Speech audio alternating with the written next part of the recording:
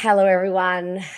Welcome to Bomber Banter. Welcome to the first fan cams of the year. My, how fast that bubble bursts. Lot to unpack.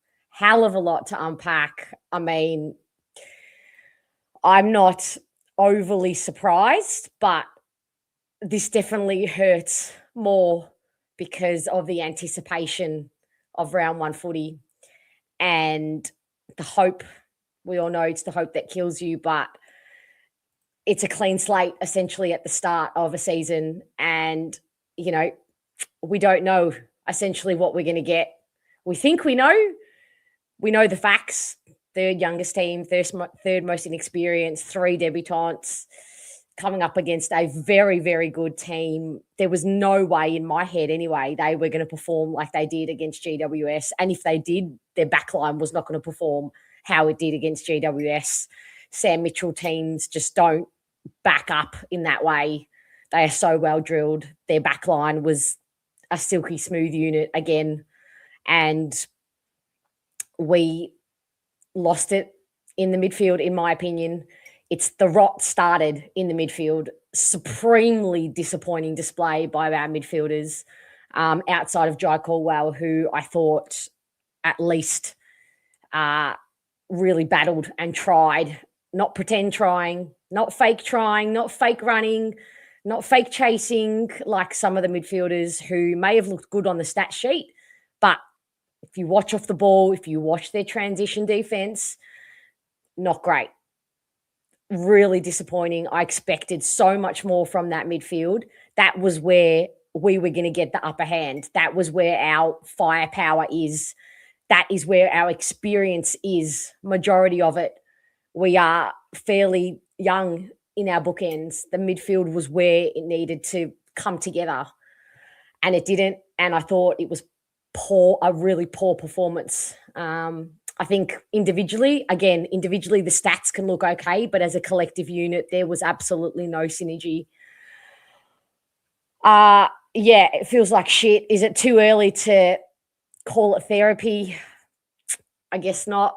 That's why we're here. That's what this is. There is the link. Jump in. Let's chat. We'll go until we all feel better. And inevitably we will feel better. But this one might take a little while, I think. How are you all feeling? I mean, I'm assuming no one's feeling great. Who's here? The Essendonians, you're first. My heart can't bear it. Yeah.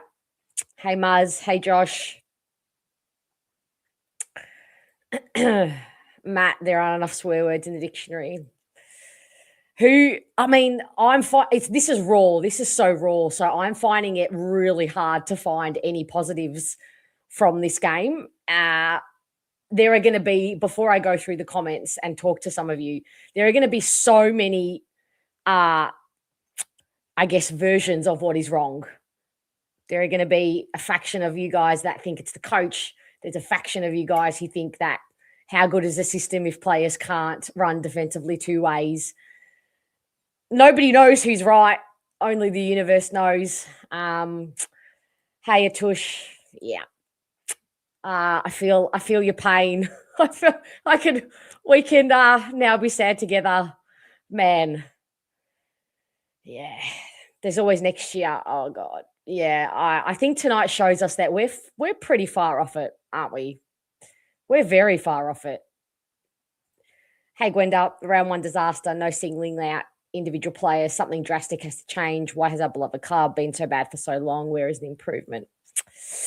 Hey, Andy, looks like a year of finding what our best team looks like and building on it might be a rough ride. Yeah, I think reality check in round one hurts, but it's probably not a bad thing because we're gonna build some tough skin and a tough belly because we all know that we are the most resilient club in the land.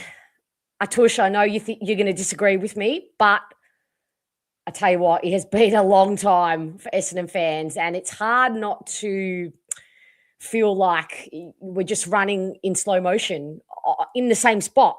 Like I feel like I'm running, but in the same spot.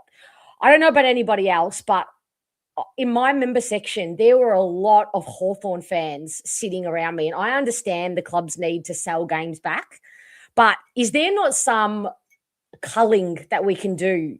I pay a lot for my membership, and opposition fans, particularly of clubs that are good, they only sit in member areas to antagonize and to annoy and to make it an unpleasant experience for Essendon. Or I know this happens at a lot of clubs, but that is the only reason they do it.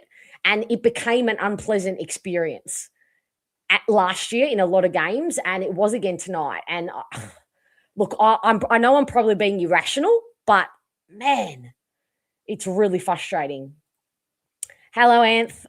We were honestly expecting more good opposition, but the damning thing is the easy walk out of defence to attack. Maybe I'm wrong, but I can't see any improvement since Scott took over. Fair.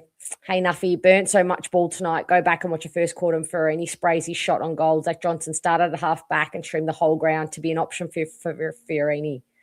Yeah, interesting. Poor Zachy didn't see much of the ball. In fact, no one saw much of the ball. We couldn't even get our hands on the ball. All our goals came from midfielders in the first half. The uncontested marks. What did we finish on in terms of the uncontested possession? Something ridiculous. Something that's going to make my head hurt. 295 uncontested possessions they had. That's unbelievable.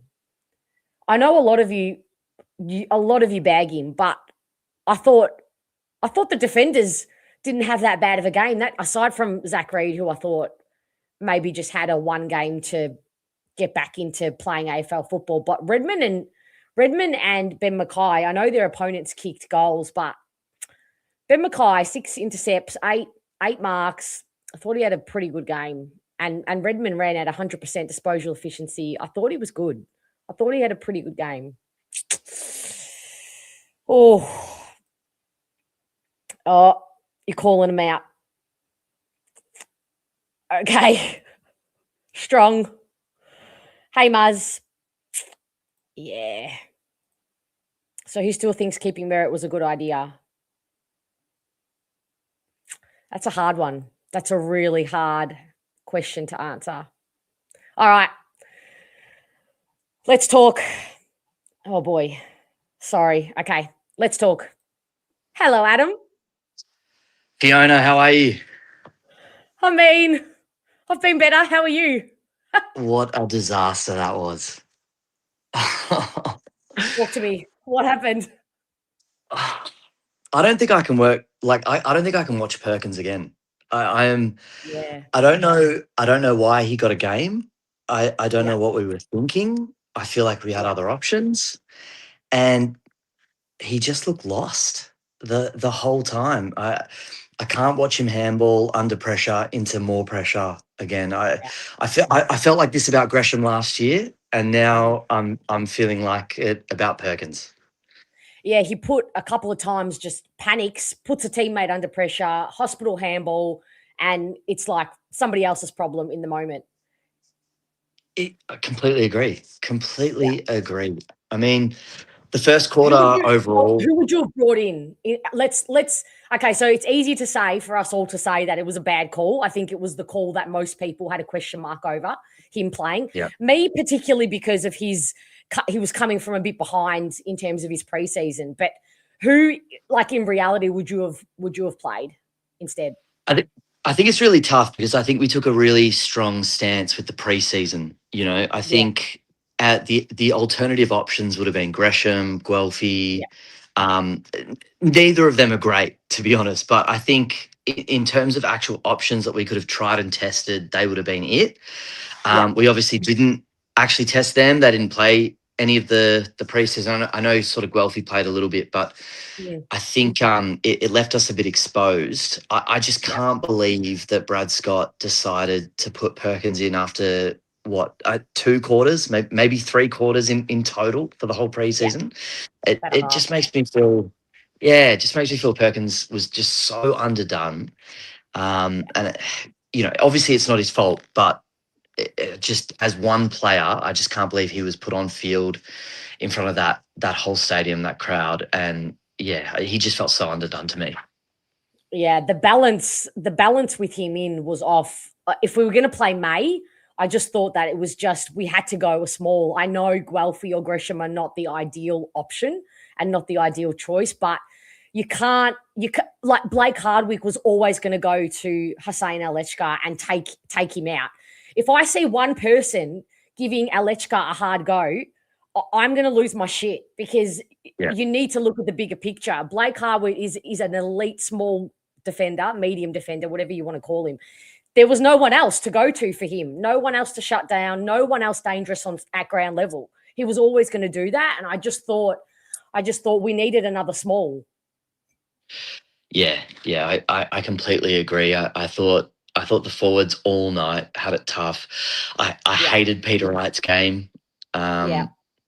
You know, how did you feel? I felt like I almost think that from a position perspective, he's one of our most valuable players. But from an actual personnel perspective, I think he's one of our bottom six. Yeah, you know, that is a mind fuck. Do you know what I mean? Like maybe that's a bit tough, but I feel like from his actual role, we need that player in our top six, whoever it is. Yeah. And then how he actually plays, I think he's in our bottom six. And I just think, you know, take a contested mark. I just need you to take a contested mark, just one. You know, how much of it is him, like the Hawks, just coming off an opponent to be a second to outnumber him, and us kicking it to a contest when he's got 2-3 on him versus him not taking marks. I feel like last year there was plenty of excuses for him not to take the marks. I feel like tonight we moved the ball better than I've seen when we did move the ball. And I feel like I watched him in a lot of 50-50 positions and he didn't take a single one, you know, and it's like, you are our key forward. Your entire role is to take contested marks. Any one of those, whether it's in the inside 50 or throughout the field, just take one for me, mate. I'm begging. Fair. You know? It's fair. How did you I thought Caddy battled really hard, but at stoppage, they just put 2 on him. They just dropped one back. He was the most creative. He was trying to, I mean, in a way, I'm not sure why we didn't just let him work a bit off the ground to try and lose his opponent. I don't know. I don't know if there was method to that madness. How did you see his game? He was missing, wasn't he? Like you kind of forgot about him, I feel. Which I agree. I think he does some great work when he moves up the ground, and I didn't really see that tonight. But it was weird. I felt like you've already touched on it. The midfield got crunched tonight, absolutely crunched. And I actually felt it was really tough on Blackiston because I thought he was first touch to the ball all night. And then when you've got the likes of Parrish, Caldwell, Merritt, all in the midfield, and they're just they're not reading it. They're not getting it. No. You know, we're just getting crunched. It sort of sucks the life out of the game entirely. And then on top of that, when the Hawks midfield is getting the ball so cleanly from the ruck contest, the defenders don't stand a chance. I thought Ben Mackay had his best game for Essendon in a long, long time.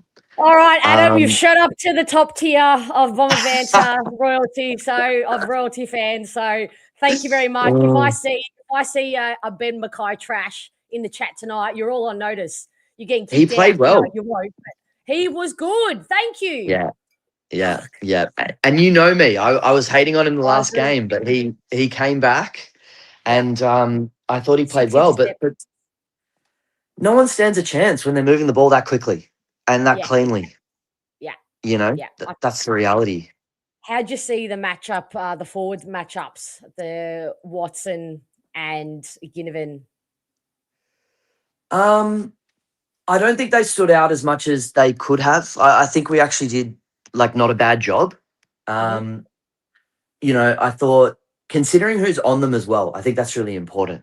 You know, they've got the likes of Newen. You know, I don't know whether Kondo actually matched up on either of them, but you know, first gamers, very, very new players.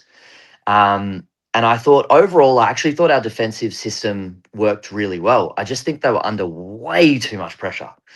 Such a good And point. it just kills me inside.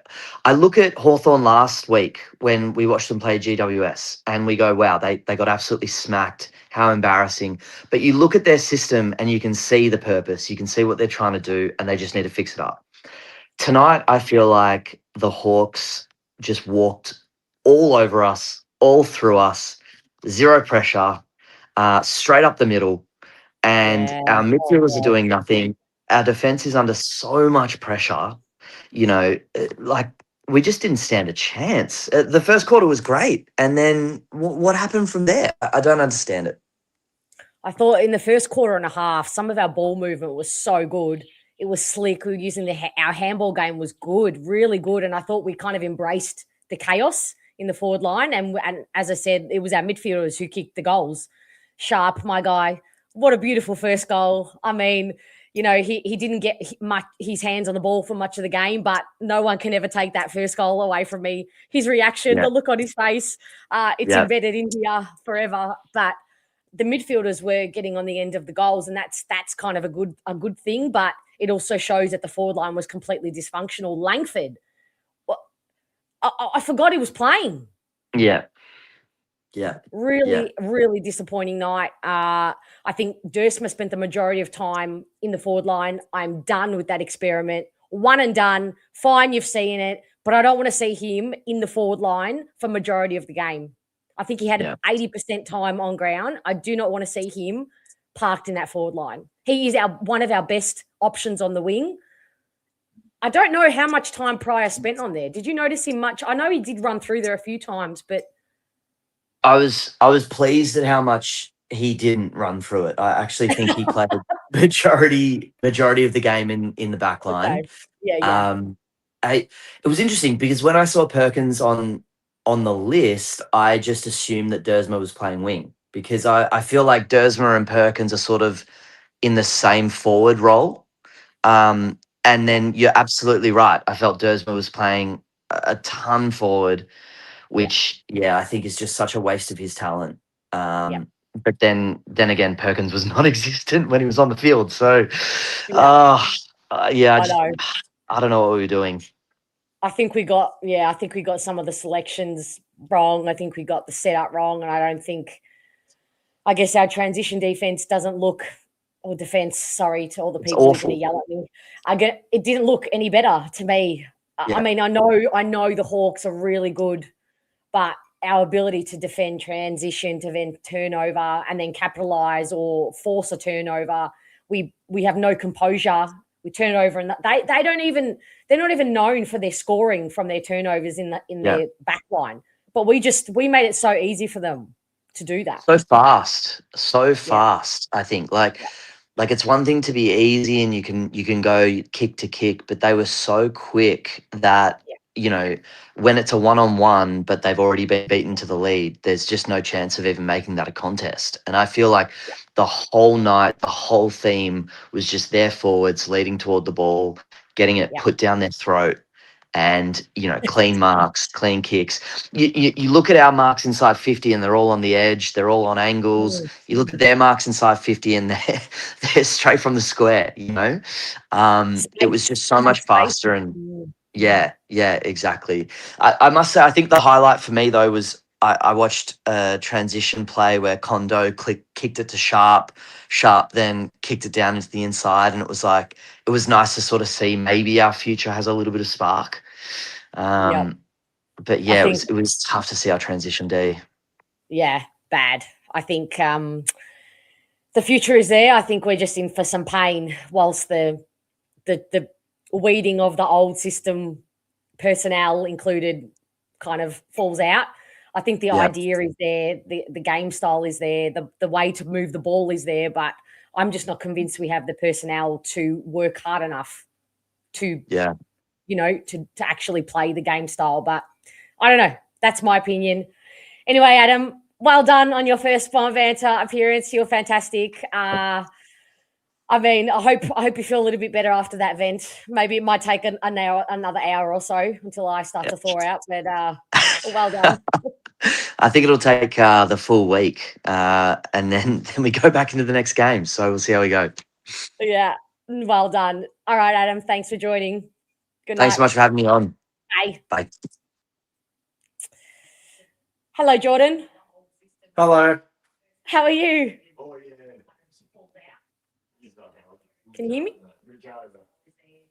Sorry, can you hear me? I can hear you. I don't think you can hear me. I'm having problems hearing you. But I'll just quickly make one comment. Okay. I think the coaching is just so bad. The structure is so bad. And I hear a lot of the complaints about players, and I'm the first one to say a lot of those things, especially about Perkins or Jackson Pryor and all those things. But I think that I think the biggest problem is the structure and the coaching. And I love the team, but I think the sooner Brad Scott goes, the better. So I'm actually kind of hoping that we get killed and killed and killed. So yeah, I can't hear you, but yeah, that's just my comment. And everyone take it easy tonight. Thanks. All right. Thanks, Jordan. Well, that's a shame that we couldn't hear him, but all right. Howdy, Craig. You're on the train home. The train home. Yes.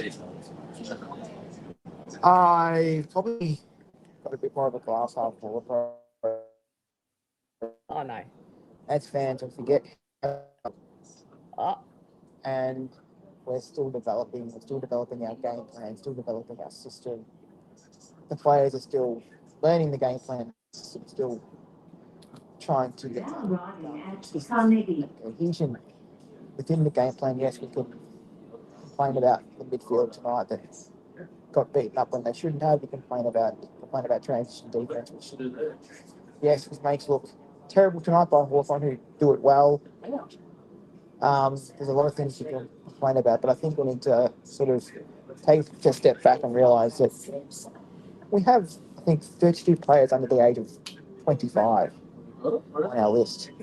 There is, I think, 19 players, 21 years or under. 16 of them are 18 to 20 years old.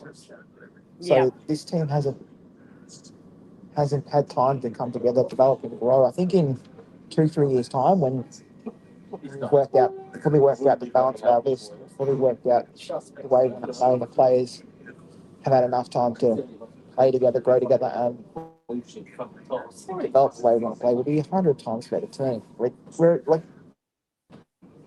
and I said it as well, I think we're going to be a team that 1 week will look like a top 10 side, and then next week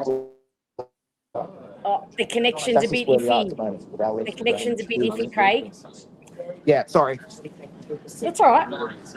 Did you get most of that?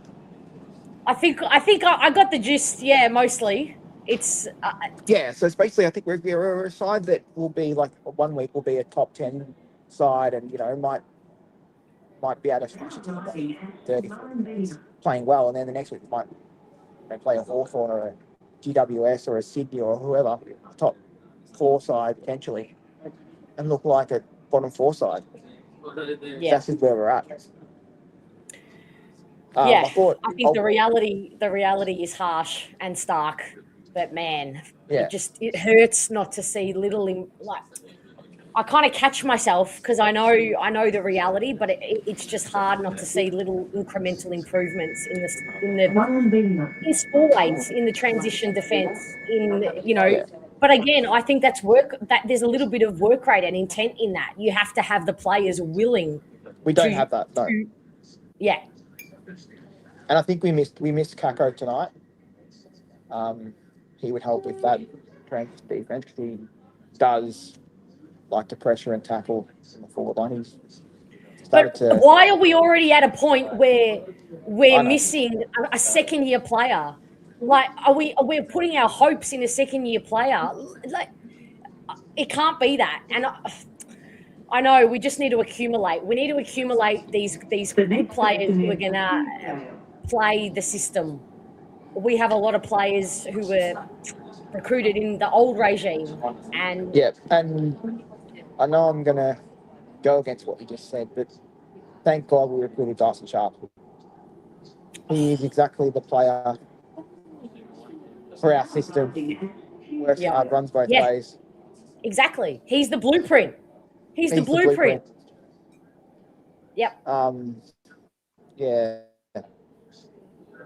And the connection's a little bit Craig. The the connection's a little bit iffy, so we might leave you there. But I get the gist of what you're saying.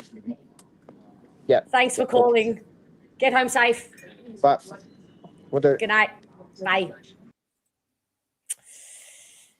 Hello, Lachlan. Can you hear me? Hey, Lachlan. Oh, no. The fan cams are dysfunctional. Can you hear me? Oh. I can't hear you, but I'll just say my put, and then see if you can agree, and I'll just try to lip sync. But when I have you got me on mute? Have you got me on mute? With these new rules, and I'm seeing a lot of teams trying to attack the corridor, and I see that the stand rules making a lot of overlap runners, and people want to attack that corridor. I feel like we're playing like a boring brand of football still. We don't have that runner. Maybe bring in Sard. Try to get someone that can open up the ground and go through the middle, because we're becoming too predictable. And going down the line, you can lose the ball, free kicks, the stand rule. I think we need to take advantage of it. I don't know if this is a Brad Scott or we don't have any players to do that, but I feel like these new rules suiting like you saw Sydney or Gold Coast on the weekend. These players are transitional players. Yeah. And I don't think we have any of them. Yeah. I don't know if that's a scout problem or a coaching system, but I feel like maybe bring in Sard for leg speed, playing off halfback, bring some players in that want to take risks through the corridor.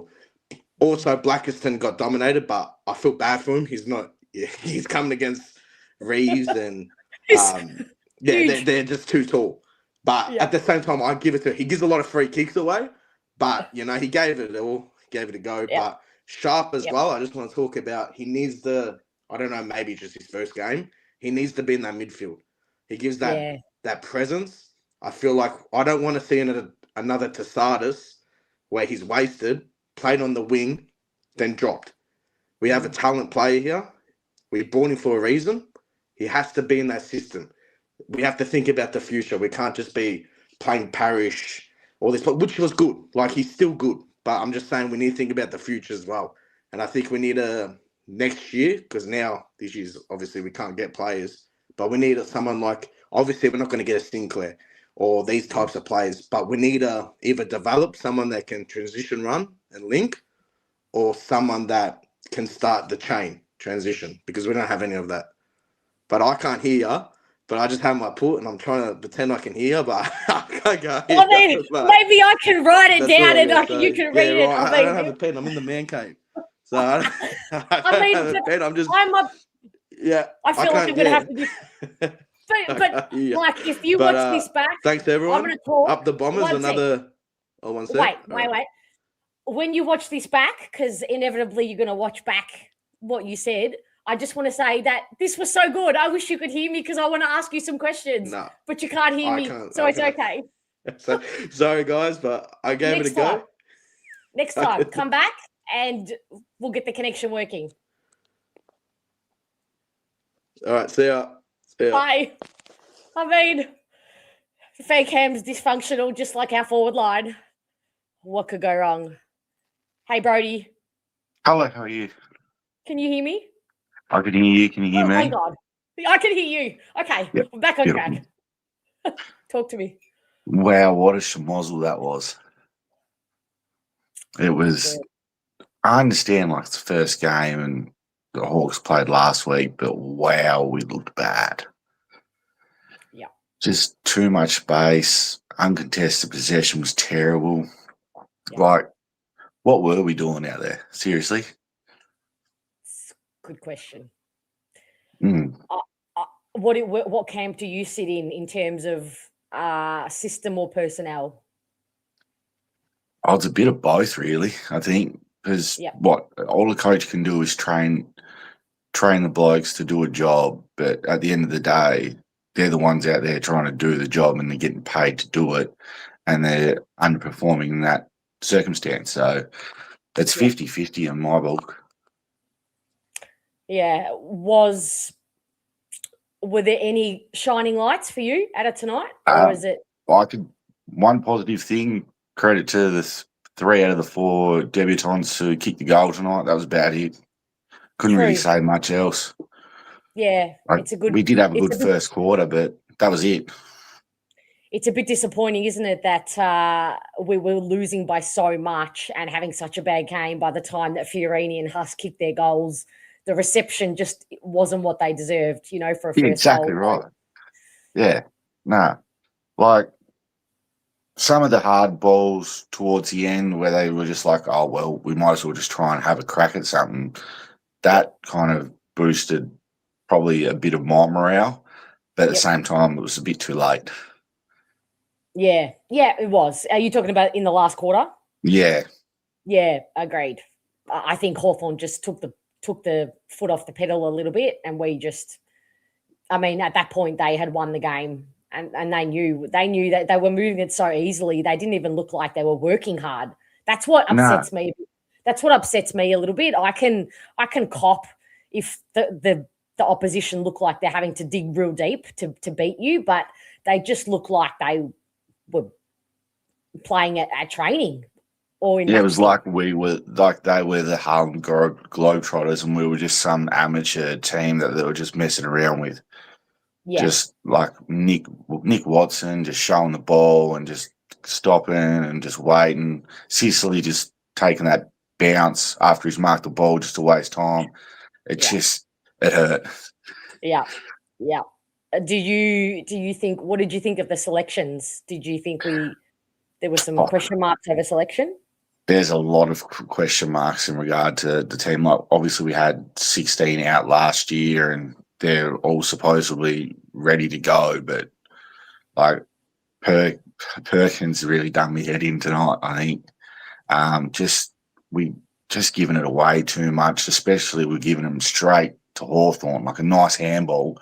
Bang, straight to a Hawthorn player, we can see the goal.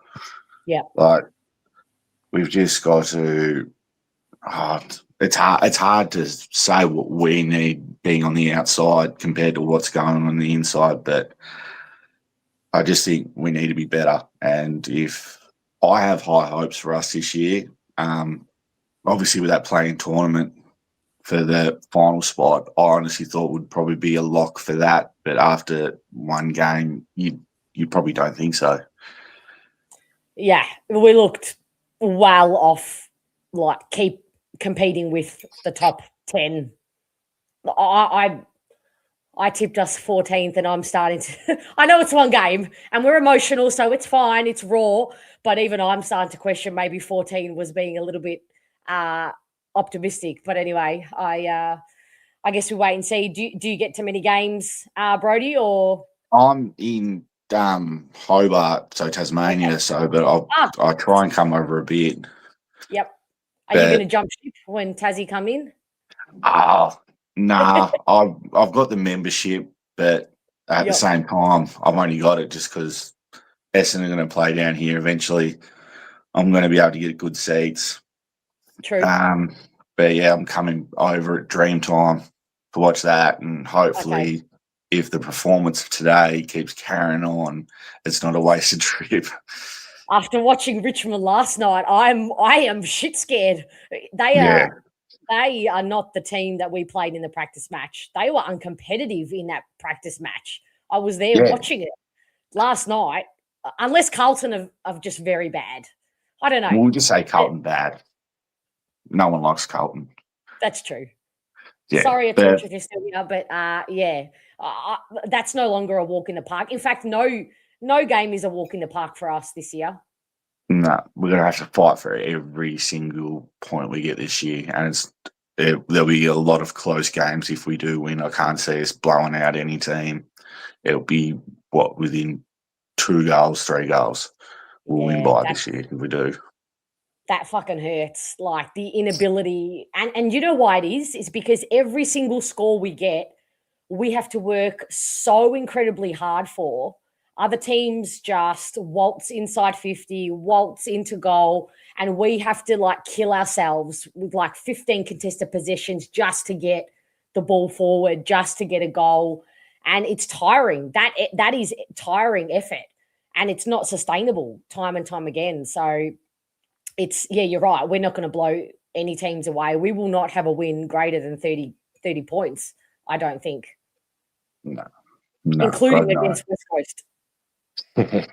Exactly. Like, I'm not looking forward to watching those games because, we always go back to, if we play the same way like we did tonight, where Kai was given too much space, like he was just sitting back and just their forwards was just having easy marks.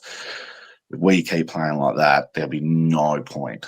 No point. We might as well write the season off like that. But things need to change, and hopefully they start too soon. I mean, it's round one, so I guess we shouldn't overreact, but damn the emotion. It's hard to feel like. I feel like the sun is not going to come up for Essendon tomorrow, but it will, of course. But it's hard not to feel like it's going to be a really long season. So anyway, go. Like, I'm a Tottenham supporter, and like I understand losing massively, but football is just way different, and Essendon should not be that bad in game one. Yeah. Feels well. Thank you, Brody. Well done on your Bomber Banter debut. You were brilliant. Thanks for having me. No problem. See you next time. See ya. See ya. You know I love my debutantes. Let's go to a regular next. Hello, Muzz. Hello, Fiona. How are we? We're semi in the dark. I'm glad to see you you're not fully in the dark. You're just semi in the dark. So I guess I'm going to call that a win. How are you feeling? Yeah. Oh, I'm frustrated. I can't lie. First game back, I'm frustrated. But you know what? 13 losses in a row. I mean, I'm kind of getting used to it now. We've got Port Adelaide next week at the Adelaide Oval, so what are we going to say about this? I mean, I can't wait to watch them on Sunday against the Kangaroos because, in a way, I don't know what to expect of Port. New coach, a lot of new players. They've got some young talent. They've obviously got very high quality mids in Rosie and Butters, but they're a bit of a question mark. But we are absolutely no guarantee on the road. We are no guarantee at all. Tonight. Let's start off with the negatives. Okay. Transition, the way Hawthorn like to play it. We look so sloppy transitioning. When they went for the transition from going one side of the back half to another, they kept rotating it. And as soon as they found that opening, we just looked sloppy. We were lazy, we were pathetic, we didn't transition at all. They had the free of the wing to run. D'Ambrosio had the whole wing to run. No one went with him. Yeah. No one went with him at all. And you know what? Yeah. It's at this point, Braden Fiorini too. What was he doing? I don't think he did much besides kick a one goal. To be honest, he handballed it to opposition players. I think it was like 4 times I counted that whole game. He's handballed it to Hawthorn. He didn't step up at all. For being coming to the club with such young kids, and we're developing a system here that we're trying to build on leadership. He wasn't showing leadership out there tonight. He was giving the ball to Hawthorn. He put himself in situations he couldn't get himself out of. And they pounced on it, Hawthorn, and when they got the ball back, they went off the other way. I think it mainly coming out of half-back. We got to half-back, we fumbled, and they went back towards goal. Gunston, he's 86 years old, and he's getting goals in the goal square. Like, how did that come so freely to you? That was funny. Is that okay? No, it's not. Again, I don't know. But positives, I mean, Dyson Sharp, hallelujah, thank God for him. I think we would have lost that game probably even worse. Who's going to bring us much happiness over the years? Pray the Lord, Dyson Sharp plays midfield time next week. I felt bad for Blackiston. He looked awful, but he tried his best. I mean, going up against Ned Reeves and that, it's too difficult. He's not even a ruckman.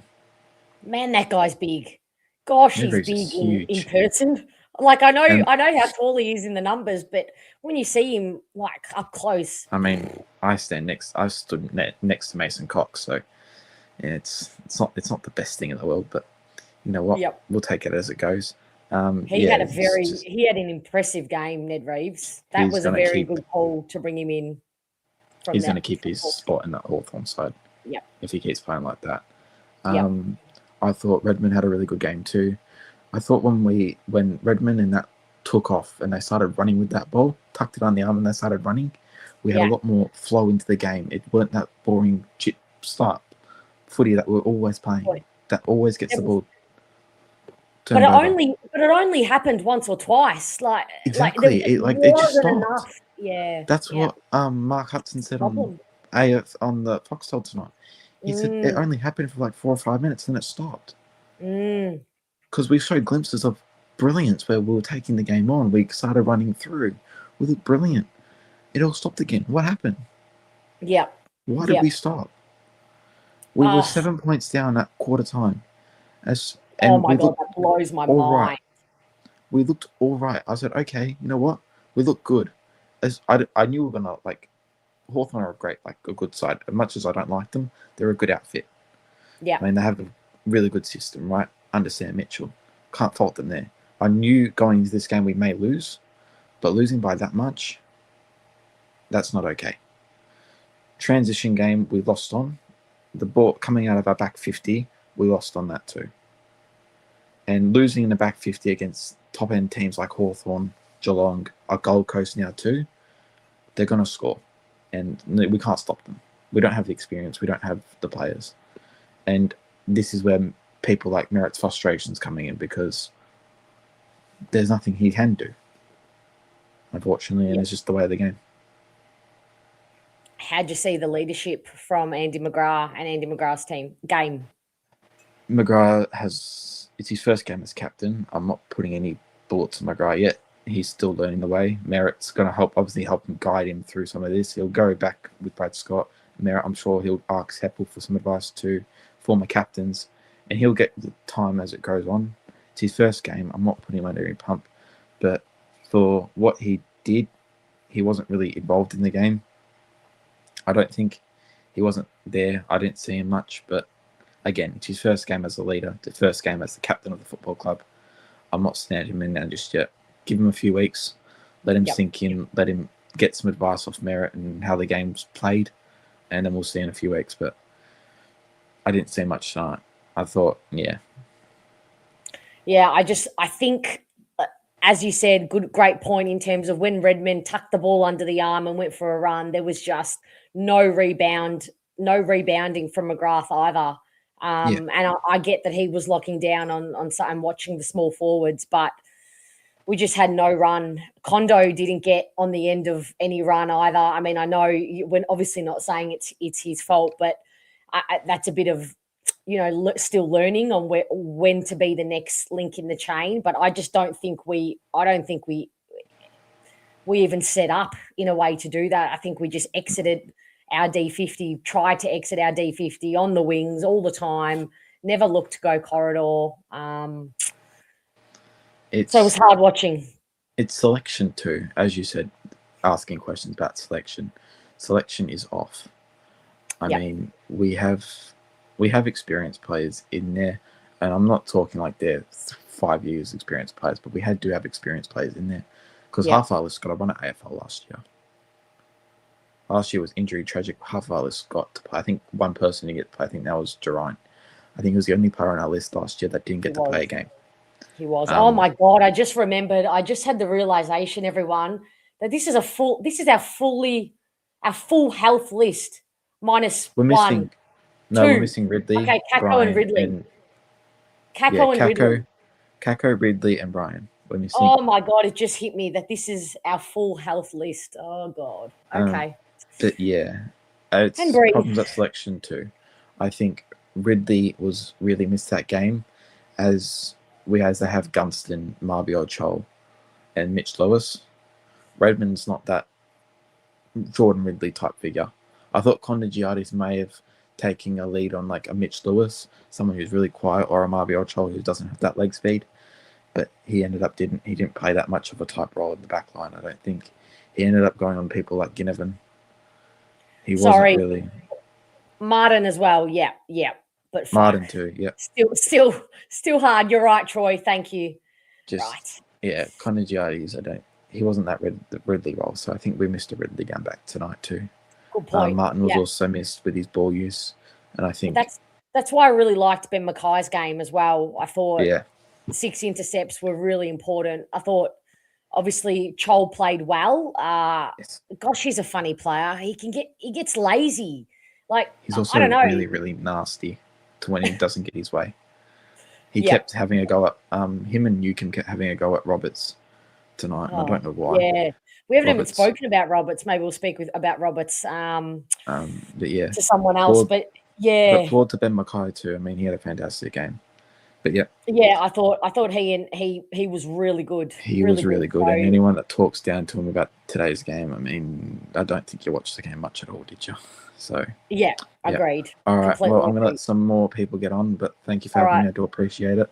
Yep. I'll still be around. Take care. This is one of your best, my friend.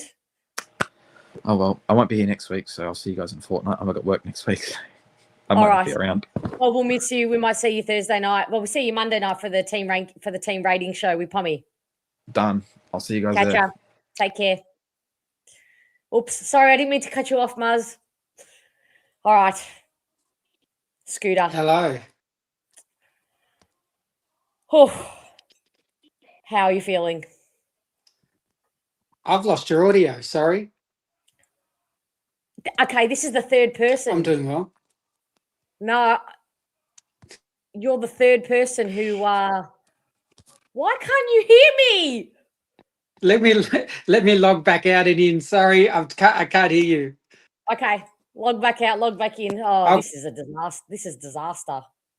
Fan cams, but this is on brand with the night, right? It really is on brand. All right. While we wait, hello, Joe. How are you, legend? I just want to screen. Someone's going to screen capture that.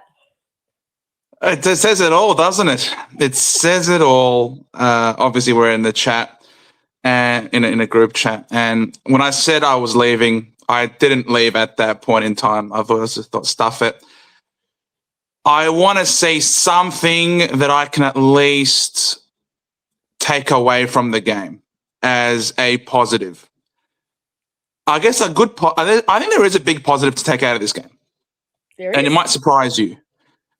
The positive being that with our shit performance being as shit as it is, Carlton will be out of the media and therefore less pressure on Voss so that Voss can stay as the coach of Carlton and therefore we can potentially have hope to beat them in due course as well. So that's the only positive I could get out of this game, really. The lack of pressure on Voss. I think that's in what they call in the business a stretch. I know, that's how bad it is. That's literally how bad the game was. It was quite sad, to be honest, because where I was sitting level 1 on the wing, and I was dead bang in the middle of the ground. And it blew me away every time Blackiston would leap for the ball at the centre bounce. It was glorious. The guy was jumping so hard. He was giving it his all. The umpires were giving him absolutely nothing. So many unlucky free kicks against this guy. But he just tried all night. He battled hard against the two rucks. And obviously the longer the game goes on, the more tired he got. And obviously the two rucks sort of got over the top of him. But I thought he had a great game personally. Really worked his ass off. I thought him and Parrish had a really good first quarter. It was good to see Parrish back. And from what I can tell, the guy's not injured. So that's a positive. Did you see? I have to disagree with you there. I think Parrish was one of the more disappointing players on the night. And particularly, it was all going well in the first quarter. So Parrish looked good. But his third quarter stats, 1 disposal, 1 handball, 1 tackle. Third quarter. It was all falling apart in the second quarter, at the end of the second quarter. When things got hard, I was watching him watch his defender watch his opponent waltz up the ground. I thought he was really disappointing. And yes, as a unit, the midfield I thought was disappointing. I thought he was really, really disappointing for me. Well, I was still talking about this the first quarter. So that started well, and obviously Blackiston was jumping all over him. And it was glorious to see, and obviously up and about. But the problem was from second quarter, halfway through the second quarter, it was just space for everybody. It was remarkable just how very quickly it all fell away. It can't be Tank. It couldn't be Tank. After a quarter and a half of football, it became training drill stuff. It was a procession. And I was sitting there with my friends and we were talking about how this game was unfolding. And I sort of came to this analogy of Hawthorn were writing the script of a TV show. We were watching the show and we were watching the broadcast. So they were dictating everything. And we were just being completely reactive to them. They absolutely were smacking us around the midfield.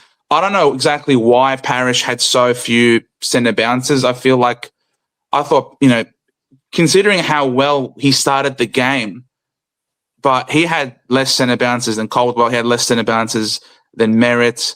And I just felt, though, that with him around the ball early, we were actually being competitive. I don't know exactly how it unfolded as the game wore on, that they just started smacking us around the midfield. Maybe it could be potentially the two rucks beating the tiring Blackiston and the 2-meter Peter, who unfortunately the lack of athleticism showed tonight in a really big way. Unfortunately, he really struggled to bring the ball to ground. He struggled to get ahead of his opponent. He was giving away a lot of free kicks because he couldn't get in front to take the prime position. Obviously, the kicks inside weren't great. They were waltzing the ball out of defence with all uncontested marks, whereas on the other way, there was no free target. It was all one-on-one. It was all tough. And that for me is why it was really disappointing and why there is a lot of questions to go on, Brad. Because I don't think it needs a lot of you don't need experience to defend. You don't need experience to be told don't leave a man unaccountable for. I don't think it takes experience to have 3 Hawthorn midfielders streaking through the middle of the MCG and only one Essendon player in front of him trying to guard 3. Of course, this could have very easily have been 100+ tonight had they kicked straight. It really could have been a much more demoralising loss. Thankfully, they didn't capitalise on all of their opportunities. Bad kicking is bad football. But it was in the third quarter that I said, I'm not staying for this, because it really was 4 disposals. 4 disposals from their back pocket to their forward line having a shot. It was 4 disposals.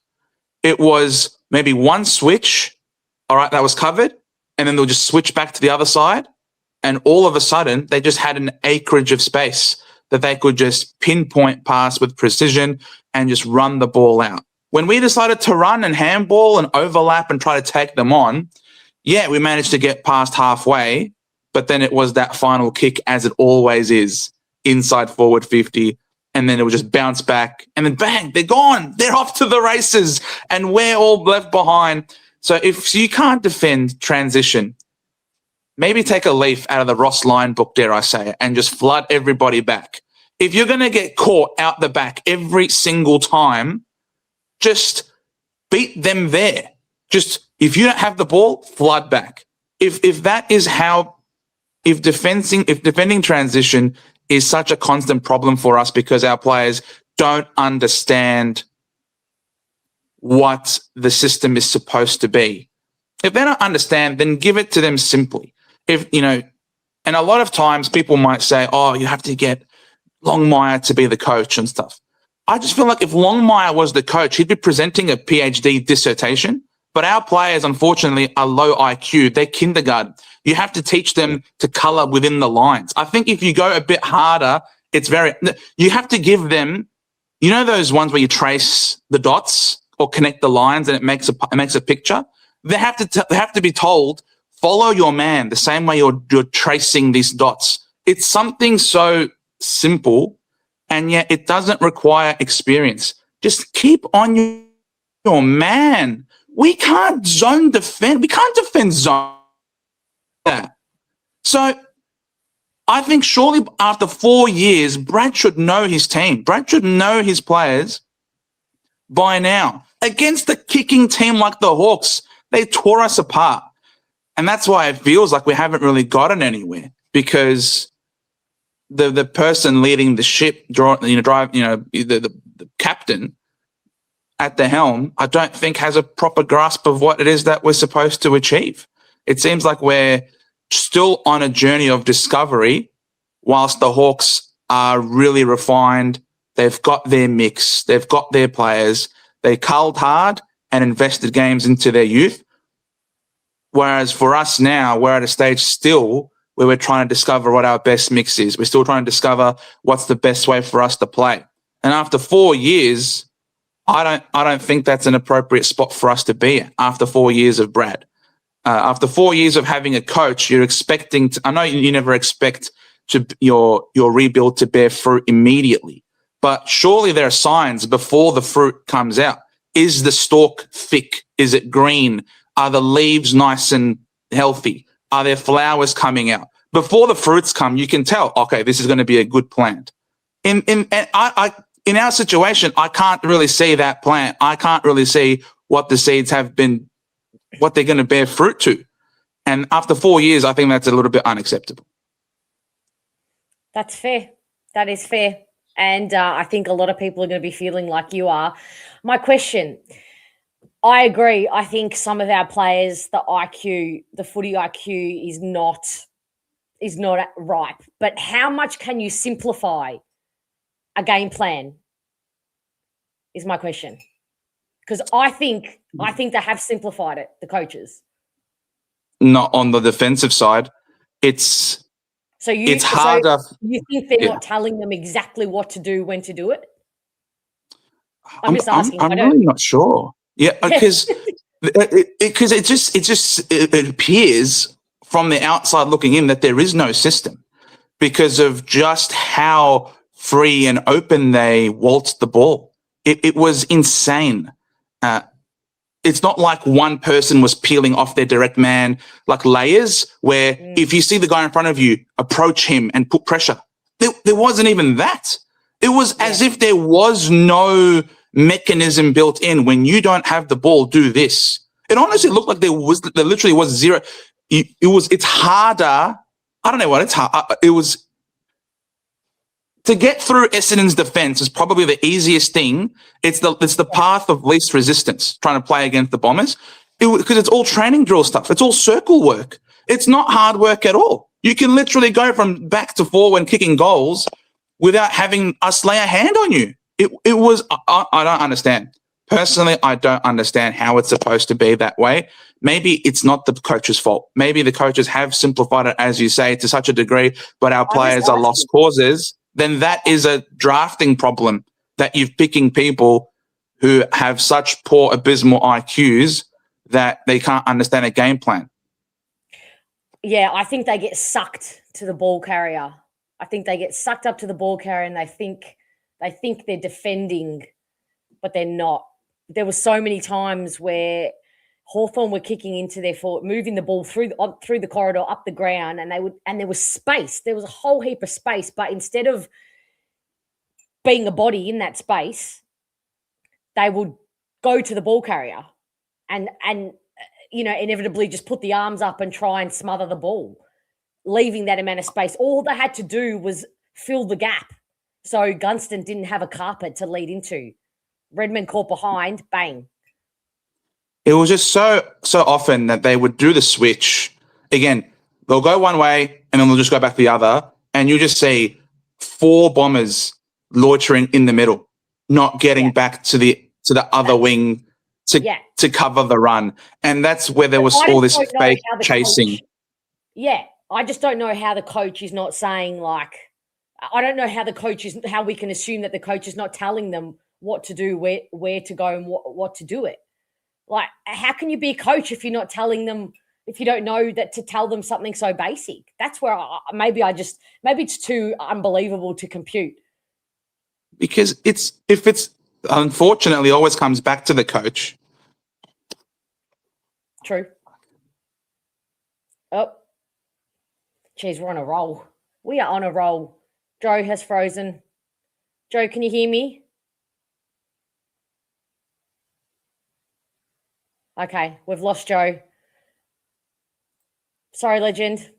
That was great. Scooter. Oh. This is our game plan. Okay. All I'm seeing is the wheel turning. Joe's frozen in my green room. All right, let's go to Jared. Can you hear me? I can hear you. Hallelujah. Had to see the game. Well, yeah, well, we spoke before the game. We were so happy. We were so energetic. And then the game started. But I want to go back to you were talking about personal versus system. So a lot of people say 50-50, fair enough. I tend to think it's a little bit system solely based on we've turned over 30 list members and we're still having the same problems.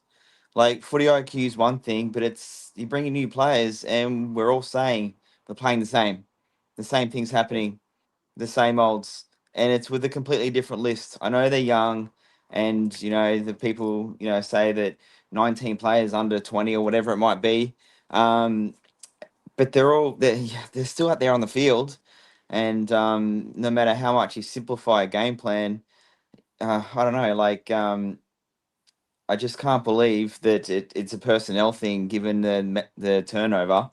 It has to be 60-40 system. I don't know. I'm not going to bag Brad Scott. I don't like him, but I'm not going to bag him because he's got a lot of young players out there. But yeah, I struggle to believe that it's not mostly system. And do you sort of agree with that a little bit, or? Is it bad that I just don't know right now? No, that's fair. No, I don't think anyone really knows.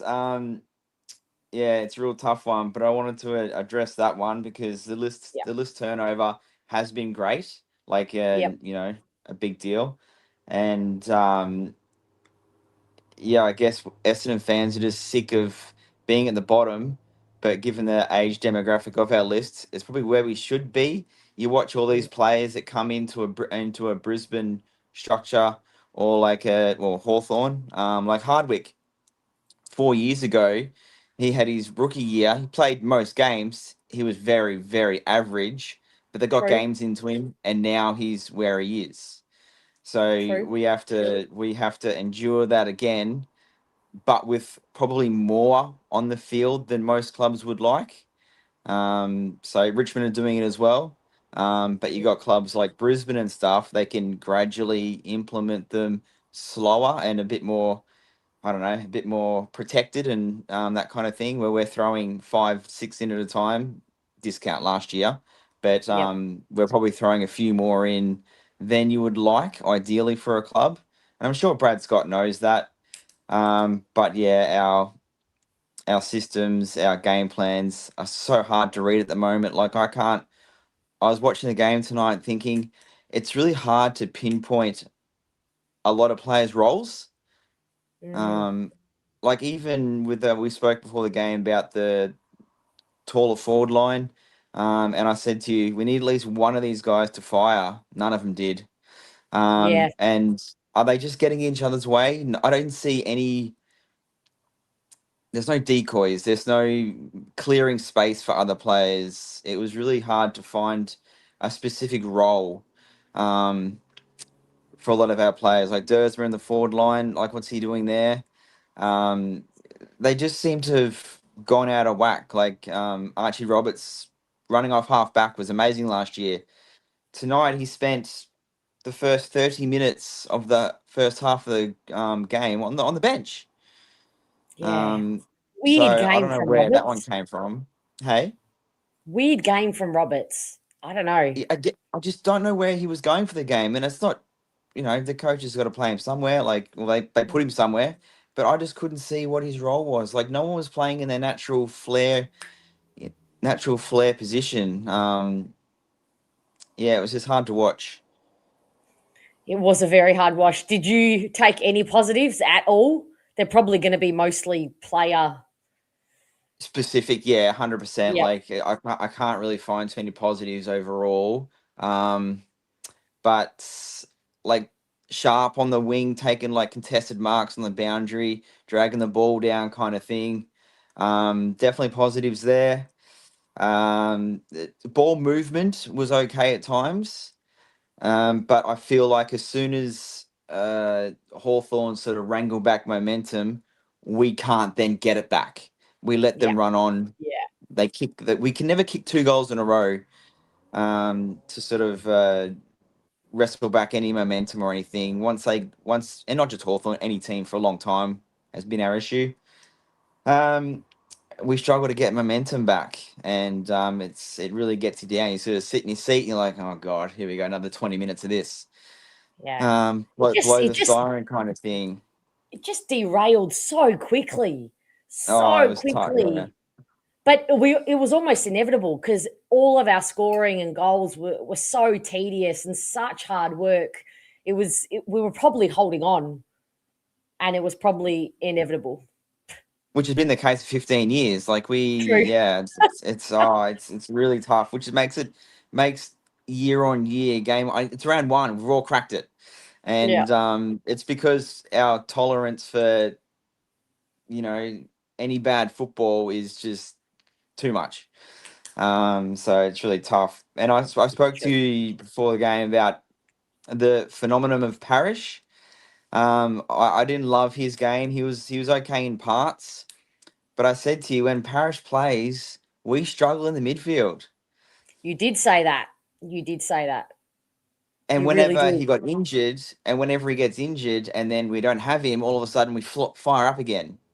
It happened a couple of years ago, and it just seems to be a thing. And I saw it again tonight. And you said like he watched his opponent run away. That's been a criticism of him for many years now. True. I don't know what he was like in his 2021 All Australian season, in terms of accountability. But yeah, it's tough to watch, and I think the midfield feeds off that a little bit, or everyone gets out of the way for Parrish, and he can't handle it. I don't know. I think defensively just. But you're right. Why am I expecting? I don't know. Maybe I was expecting something different, but with no evidence to expect it. And I can see some discourse in the chat, people getting heated and disagreeing and calling me stupid. We can disagree. We don't all have to agree on who was good and who was not. I thought Parrish had a good day on the stat sheet, but I did not like what I saw defensively from him. And I just think as a leader now, as an unofficial leader, one of the more experienced players, I just feel like you can't be setting that standard. You've got to be leading the way, especially in a midfield group that, that was supposed to get the ascendancy against the Hawthorn mids. They had no, on paper, they had no right to be better than us.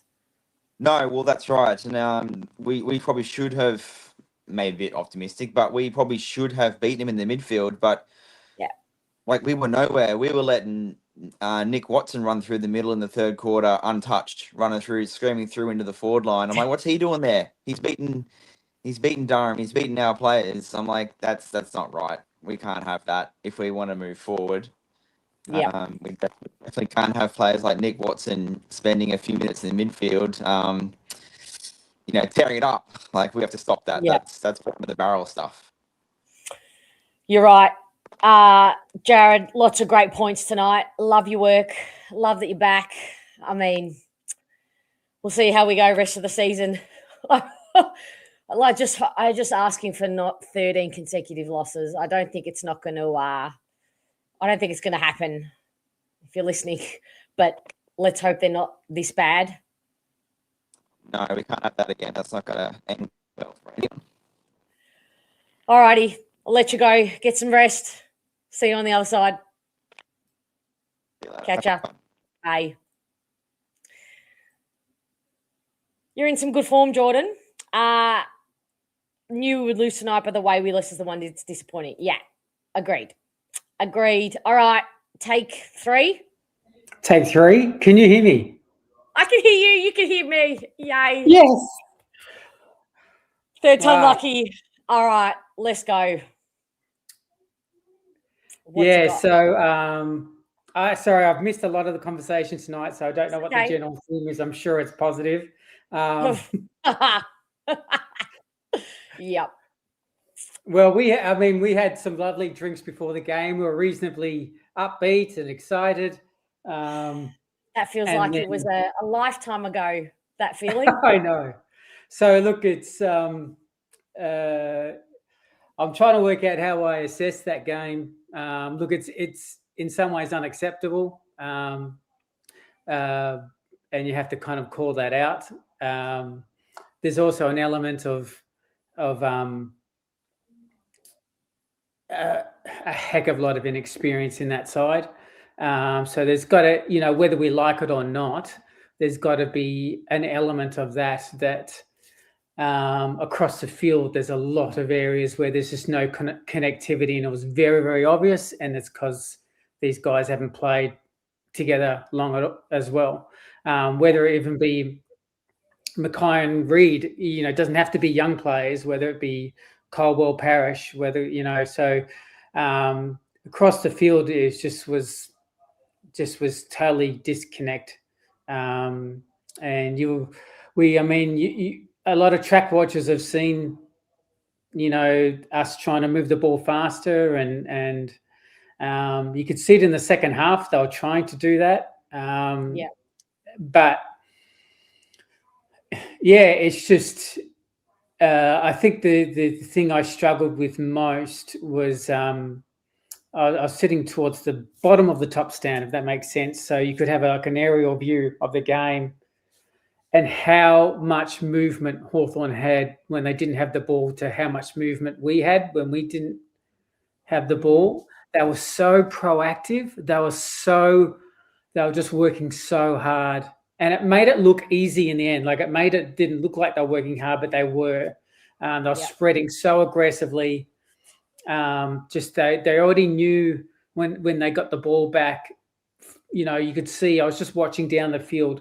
The next 2 or 3 guys were just running into the space. They knew which space to run to. They knew where to go, and we just could not handle it at all as a defensive unit across the ground.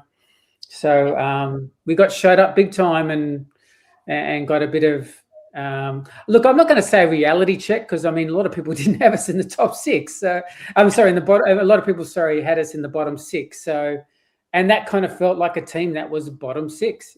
That's just reality. It just felt like a team that has to get a lot better. Has to work a lot on their connectivity, on their system.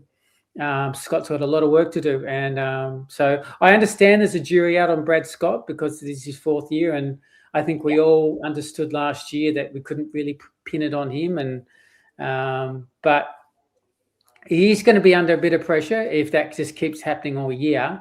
You would hope it's not, but I'm not also going to just throw everything out as well because it is round 1. There's plenty of teams that had a bit of a touch-up, probably unexpected ones in round 1, and that's what round 1's famous for. So let us see what we can respond, and let's see if they've kind of worked on it and talked as a group, because there was a good enough group there to be competitive. I think that's part of my disappointment. But it did feel like we were worlds apart in some areas of that game, and so. Yeah, I thought, look, credit to Ben Mackay. I don't know if he's been mentioned, but I thought he was really impressive. Was kind of Redmond was trying, and I thought it was putting in. But gee, there was Sharpie's couple of moments. Congratulations to Lachko on his first goal. I could hear the whole family cheering near me, and there's small little happiness there. But look. the connection of Blackiston and the midfield and just the midfield work rate, boy. If I'm Brad Scott, I'm having a bit of a private chat to him myself and saying, hey guys, let's not talk about that St Kilda practice game as an outlier anymore, because that was an exact repeat of those St Kilda mids torched you, and we kind of did it as like, oh, it's a second practice match and let's not do too much into it. They got torched again. So they didn't, obviously we got well beaten in the hit outs, but I thought Blackiston tried. But there's a few things for him to work on. It's early days. I mean, a third of the free kicks to Hawthorn actually were from Blackiston, and they were ruck. So there's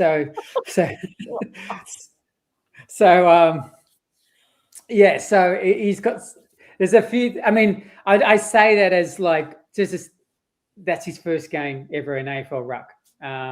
So I say that as like, I'm not, you could see he still was trying his butt off and having good moments. There wasn't an issue there. He'll be better for it.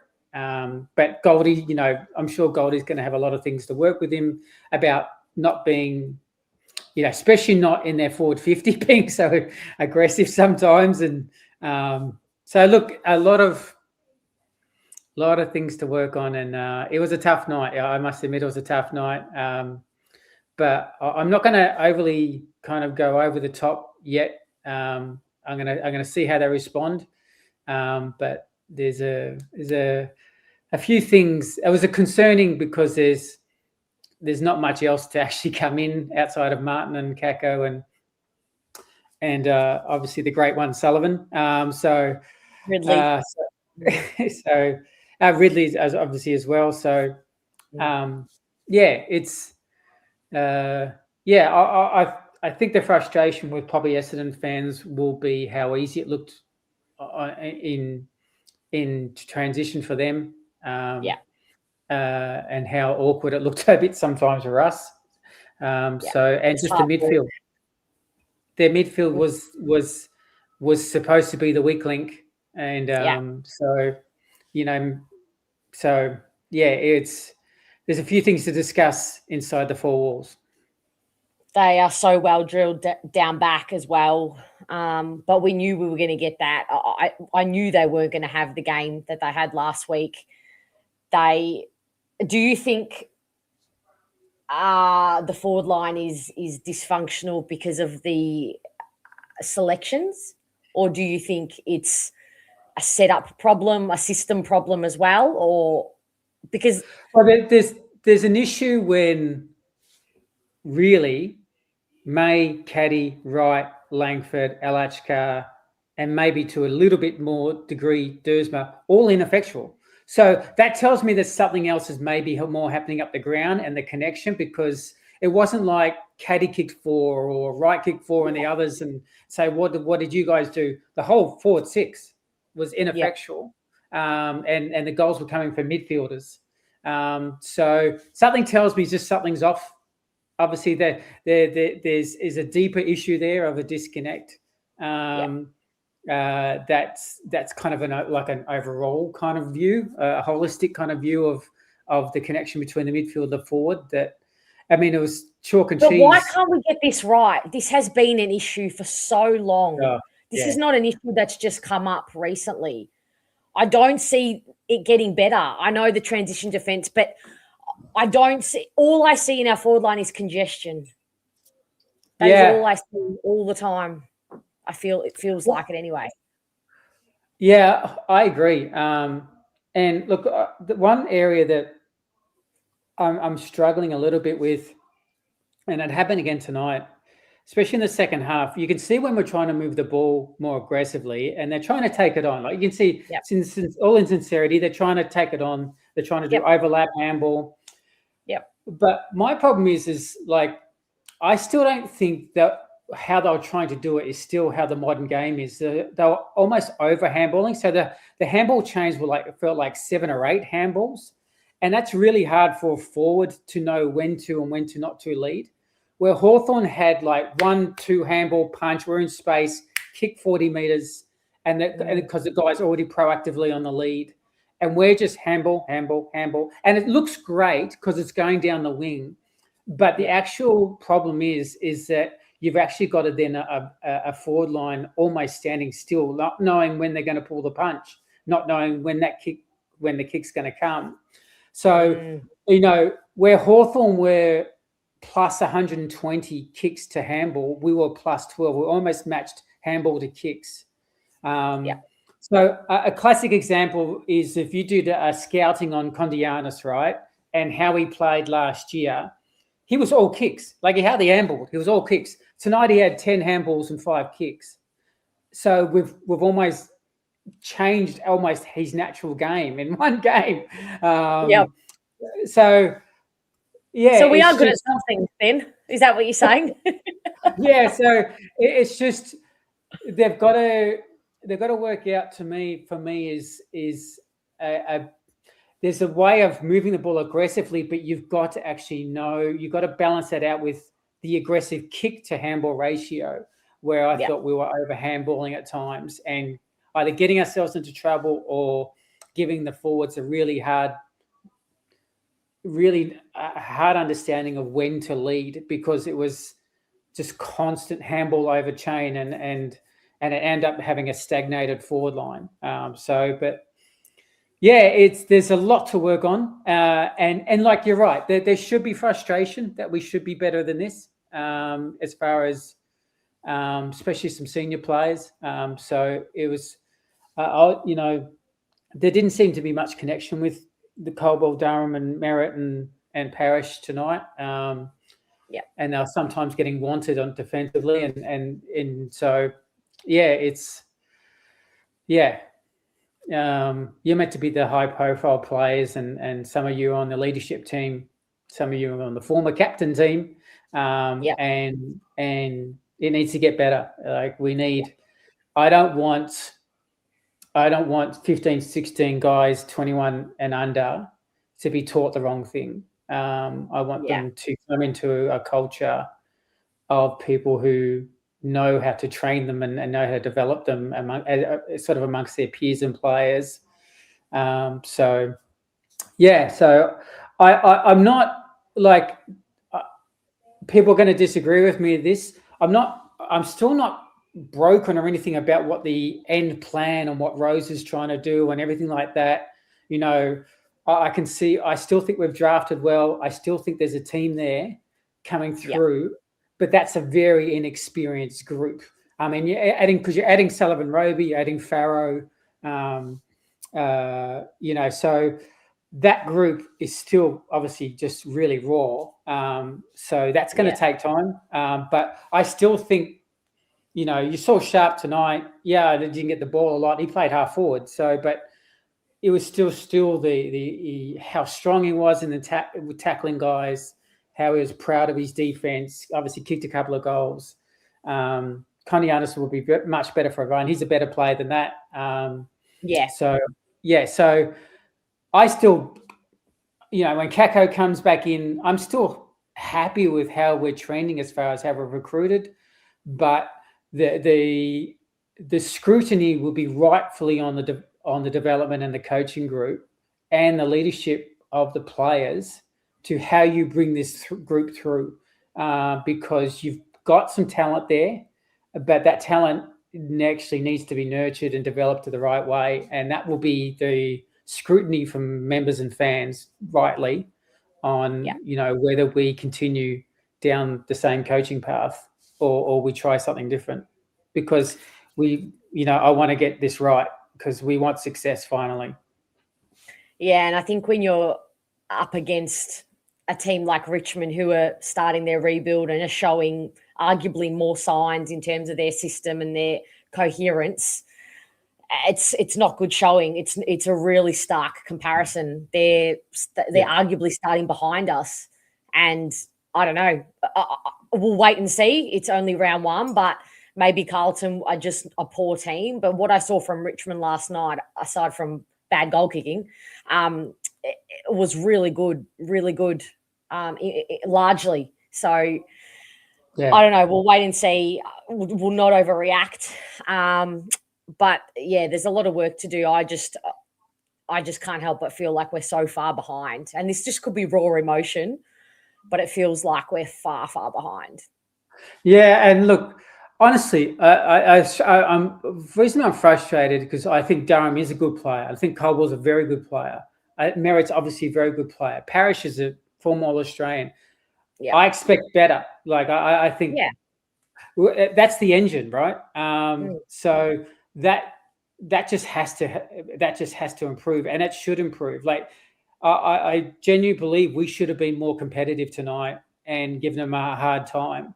But there was just some senior players that were nowhere near it, and it's very hard to then have the inexperienced players pick that up because it gives them too much responsibility, and they're going to struggle as well. So we needed a better balance of really the Langers, Caldwells, and all these guys, Wright and some guys. So yeah, I don't know if you saw it, but there was a bit of frustration chat in the third quarter there between Andy McGrath, Fiorini, Redman, and some of the other backs. There was some stern chat happening, which I kind of liked, but it looked uncomfortable. It didn't look looks like some hard words were being spoken out there. Yeah, and look, it's a really good test for Andy as well because that's a really tough initiation into being captain. Good point. So it's a really good test for him, how he handles it this week. I expect the team. I want the team to come out very hard against Port, and put on a better emphasis on that. Port's obviously a very erratic side that no one ever knows which Port's going to come out, but they usually play well at home. They've got a strong midfield, so there's no hiding that midfield when you're going against Horn Francis and Butters and these guys, and so Rosie and all them. So they've got to put up. All we can hope is that the Hawks. Well, do you think the Hawks mids just stood up more versus our mids were just really poor, or what's the balance of they just really came to the table and were adamant and were determined to put up a better showing? Yeah, like I didn't feel like Caldwell's body language was wrong. I thought he was really aggressive at parts. Yeah. I do genuinely believe, and this is not on Blackie, but I do genuinely believe they had no read of Blackie for a lot of the game. Like there was just no reading between ruckman and mids. So when he did win it, it felt like Hawthorn was just almost roving to him sometimes. So I think that's something they're going to have to really, that connection they're going to have to really work on. But I just felt like, it just felt like like the Hawks obviously haven't debuted someone for about 18 months, right? So it's a group that's been together for 3 years, really. It felt that way. It felt like they just knew each other. It's a 3-year system. They all know it. They all know when to spread. They all knew that all their timing, their hard run, and we looked all over the shop of inexperienced guys everywhere. A team that's had the 15 debutants and 30-odd guys injured. Yes, they're a lot more healthy now, but it just felt a big disjointed mess, offensively and defensively. So that will be the part where I don't panic yet on, because I want to see if that progresses now over the next coming weeks they can start getting a little bit more synergy. I don't think it's going to be watertight for the most of the year. I think there's going to be elements of really ups and downs, but that was a concern how down it was. 145 shots a little further down than I was expecting all of the above. But look, next week we come up against someone who's a team that is more in our weight class, you would think. So hoping we can put up a good showing, and now we're on the respond. After one round, we have to respond. So, it's an uncomfortable place to be, but it is what it is. Thank you so much for joining us, Scooter. Always good to hear from you. Take it easy and we'll chat soon. All right, sounds good. Good night. Bye. Bye. All right, Jez. Oh, no. Jez. Yo. Oh. Fiona, Can you hear me? I can hear you. What's happening? I mean, here we are again. It's only round one. How'd you see the game? I left about 5 minutes into the third quarter. I was with the solution, and we sort of got a stitch, and we sort of left. Okay. Look, I'm old. You know, I'm old. Like, I'm an old guy, and I just love watching Essendon play. So I'm like resigned to the fact we're not awesome, but I love that we're there watching. I love watching the footy. I love being there. But you left it And in the third quarter. I don't think you love it that much. No, but that's the thing. You're like, you don't have to stay to the end. You don't have to stay to the end. I saw Dyson Sharp kick 2 goals. So did I. Right now. Uh-oh. I mean, this is just going beautifully. Come back. Give it 3, 2, 1. Jez, peace out. You're frozen on me. Hey, Lockie. Good morning. How you doing? How you going? Can you hear me? Yeah, I can hear you well. Okay, thank God. How'd you see it? I mean, it doesn't get much more disappointing than that, does it? I don't know. Like, I think pretty much what I'd say is we lost it from the selection. Yeah. 4 talls, 2 of them couldn't get near it. I mean, I guess there isn't really any smalls out there for us. You know, Guelphy and Gresham are really the only 2 other options, but like, just the inability to lock the ball inside forward 50 and stop their transition was just that's where it really hurts. Yeah, we spoke about this a couple of weeks ago, didn't we? And we said that we needed to lock it in our. If it was going to ping straight back out, we were in all sorts of trouble. I thought we did it on a couple of occasions where we had some repeat tackles, but largely the ball hit the ground and the Hawks were out. Oh, are you on mute? I can't hear you.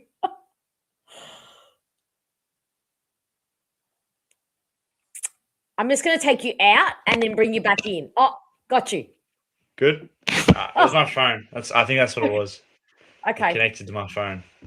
All right. We're back on track. We're back. Yeah, I think it's really just there's no, how do you expect blokes who aren't used to playing forward all of a sudden get shifted hard like Dersma?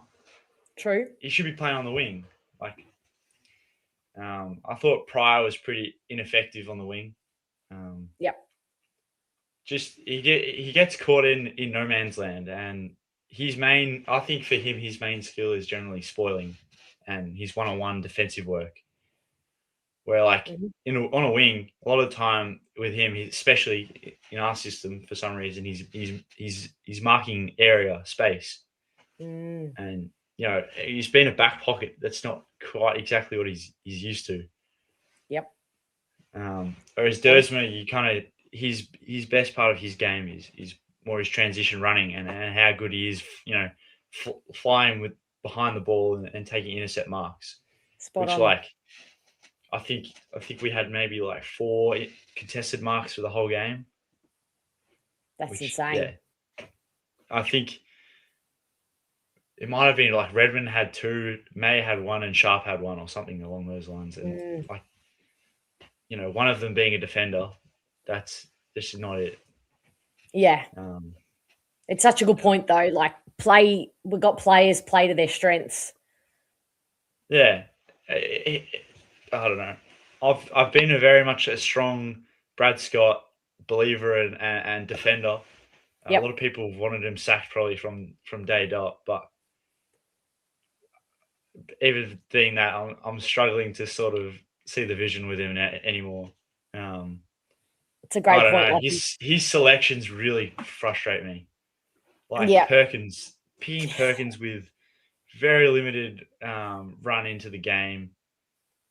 No really certified role for him either. Like, no one really understands what his job in the team is, and it just kind of feels like there's no plan. Which, yeah. for fourth year of a coach, like you want to have some sort of plan. Mm. But No, I think I don't know. You have articulated it very well, Lockie. I am right in this moment. I too am struggling to see the plan and the future. But again, I'm conscious that it is raw and straight after the game, and it is round one. Yeah. But that's the yeah. thing. It can feel a little bit like, at the end of these games that there's no hope almost. Like walking home from these games, it's rough. Yeah. But yeah, it is rough. Did you see any positives from the game or take any positives from the game? It took me a while to see any. I reckon after I got off the train station, I reckon that's probably when I thought of my first one. Okay. I actually thought Kondo was pretty good. I was pretty happy with him. Yep. I saw he had the most repeated efforts repeated sprints or something in the game. Did he? Yeah, I think he had 6. The highest was like 4 for anyone else. Good on At him. least maybe that was just Essendon. Yeah, but that sort of figure was getting floated around about his kicks compared to handballs, the handball kick ratio. Yep. I thought that specifically was kind of an indictment as to how inexperienced we are. I play myself, and when I know I'm flustered or kind of not playing my best is when I'm starting to handball a lot more. And that's Interesting. specifically because when I get the ball, the first thing I want to do if I'm under pressure or if it's a big game or something, I know there's blokes coming for me. Yeah. I just want to get rid of it straight away. Yes. And I think that's probably, just nerves and stuff with him. Just that's probably why that's the case. I wouldn't really say that. I don't think Brad's trying to coach that into him. Yep. It's just Okay. inexperience. Yep. That's great insight. I know a lot of people watching this because it's a highly male populated space, which is fine, but you're all going to be like, well, duh. But I have never played the game, so that is great insight into the psychology of when you fall back into a handballing habits and wanting to get rid of it quickly and make it somebody else's problem. I think it just shows you that for kids, we're in a really weird spot to have a coach that's been in for 4 years. It's not very often you have a coach who's had his first 2 years where he's had a crack at the top 8, and then the second 2 years he's been retooling the team. So, I think we could probably cut Scott some slack there, but it's just really difficult to really make that a point. Yeah, I agree. I kind of think with the handballing over handballing, I think that it's not just the kids who do that. The problem is it's our more experienced players when the pressure comes, that's their default, and they just put other teammates under pressure. That's true as well. I guess because they're just not high level players. That's just what it is. I don't think they are. I don't think we have top level footballers at our club. And as daunting as that is, I just don't. Today has really made me judge the quality of blokes like Caldwell and not Durham. I think Durham's going to be fine, but I really judged Caldwell after today. I don't know why, but he had 4 touches in the second half, and there was one clearance I remember specifically where Dylan Moore bumped him off the ball and ran open, and I think it might have been a goal. So if you're getting a small forward who is bumping off a contested midfielder, like True. that makes me think, maybe he's not quite up to it. Because before he'd probably been that second level midfielder. We'd had other guys running through there as well, and now this is really like him and Merritt are the guys. If they're not on, we're not gonna do much. True. How did you see Parrish's game? I don't know. Same. Just kind of Parish. It is what it is. The stats look good. His clearances were good. I think you're always going to need someone like that. Clearances are important, especially in the game where we got absolutely dominated centre clearance. I think we split. They doubled our centre clearances. They may have. Yeah. I think the last quarter may have evened them up, but I think they took the foot off the pedal in the last. So yeah. Yeah, and I don't know. It's just difficult with him. He's kind of just ineffective. But that's also complemented by the fact that we don't have anyone like an outside effective player either. Yeah. Say we had probably, makes people hurt that we don't have this bloke, but say we had a Hugh McCluggage, someone who's going to damage, or even Nick Martin, who's done his ACL. Yeah. Say you have him, the clearance makes a big difference when you're going with a bloke who can, hit Caddy on the chest. Yeah. And like Nick Martin, when I think of Nick Martin, I think of composure. I think of clear. I saw him today walking, and I was, oh God, I was so upset. I think it was after the third quarter, and I saw him walking to the bench or something, and then just I was ready to go home after that. I know.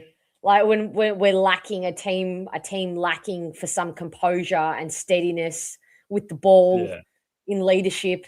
And I feel like he brings that. He rarely puts teammates under pressure with his disposal. He sees options. He lowers the eyes. We lack that kind of quality. There's been a few comments in the chat saying that we lack elite quality. They're the facts, aren't they? We're building from the ground up. That's really what it is we're not good enough, and that's not going to change the fact of whatever happened today or whatever happened next week. The list isn't good enough, and it probably won't be for the next 3 years. Oh boy, I don't know. We might be Bomber Banter might be cancelled if it's 3 years. But okay, before I let you go, the ratings do for a game after like this. I mean, you would think, but after 13 consecutive losses, I think it gets a little bit hard to ask people or expect people to watch a car crash and then come and talk about it. But anyway, before I let you go, I want to ask you on the some of what about Joe was talking about in terms of the thought that you don't need elite players to defend. I think you do need elite players to be able to execute a system. I don't think there's such thing as simplifying a game plan so much so that, or playing just one-on-one. I think it's too simplistic. I think the players need to have the footy nous and the IQ to actually play a defensive brand, a cohesive brand of football. Well, I think the way I'd put it was you need your star players to develop your system, I think. Say like teams like Carlton, or maybe like in the years past, not this year, but their system and the reason why they went to a prelim was because they were so good at contest footy, and they had 2 star key forwards. You're not building a system just because it's the system; it's because of the players you have and the positions you have them. Yeah. And unfortunately for us, we don't have any. I don't even class Zach Merritt as an A+ player. I think he gets damaged. I think his opposition, whoever he's on, generally also has a really good game. And for a team like us, who do you run with tonight? I don't remember, but they all did well, so it doesn't matter. That's true. Their entire midfield was very, very good. I thought his disposal. Yeah, Connor Nash, Newcomb, McKenzie, McDonald, whoever you want to throw out. Yeah. More. Whenever they went in the midfield, they just killed it. And I guarantee you Zach Merritt was in there 90% of the time. So yeah, he had a lot of midfield minutes, which we're expecting, but I don't think. One thing that really frustrated me was Tools ignoring Zach Johnson and halfbacks who can kick the ball. Like, say if you're a Tool and they know that they're bad kicks like Blackerson, you should be getting the mark and turning around, finding the first handball to a bloke like Johnson. There's too many times I see Johnson run past him and he not give the hands. We talk about turnover, scoring off turnover, but the reason why that is because we don't put the ball in the right bloke's hands. And I know there's only a couple blokes who can kick pretty well, but when the opportunity is there, we have to use it. And I can't believe that doesn't get coached. Because if I was an under-12s coach, I would tell them my players the exact same thing. It's a great point. Maybe you should be a coach one day. Is that in your? Is that in your? I've done cricket coaching, not footy. Okay. I have to learn. I think you could. Okay. Why you just started playing footy? 3 years ago. Okay, so you're on the same Brad Scott trajectory, same Brad Scott. Not the trajectory, but the same timeline. Yeah, pretty much. Yeah, I started his first year, pretty much. Yeah. Okay. All right, Lockie. We might leave it there for this evening. Thank you so much for giving us your great contribution. We'll see you next time, hopefully after a win. Yeah, please. Good night. Bye. All righty. Who we got next? All right, Dave. Hello.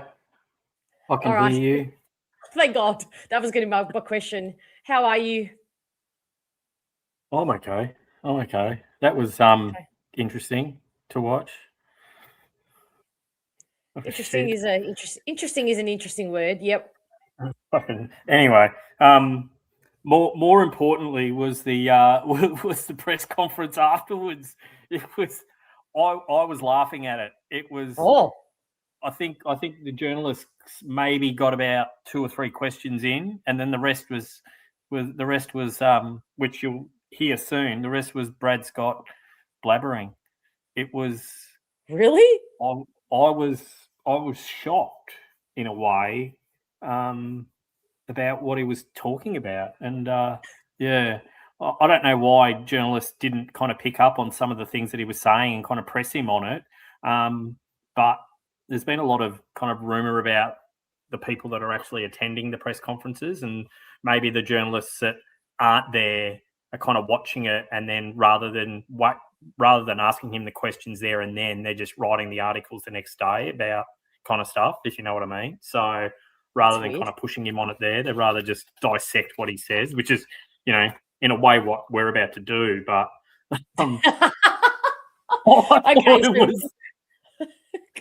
so we shouldn't judge.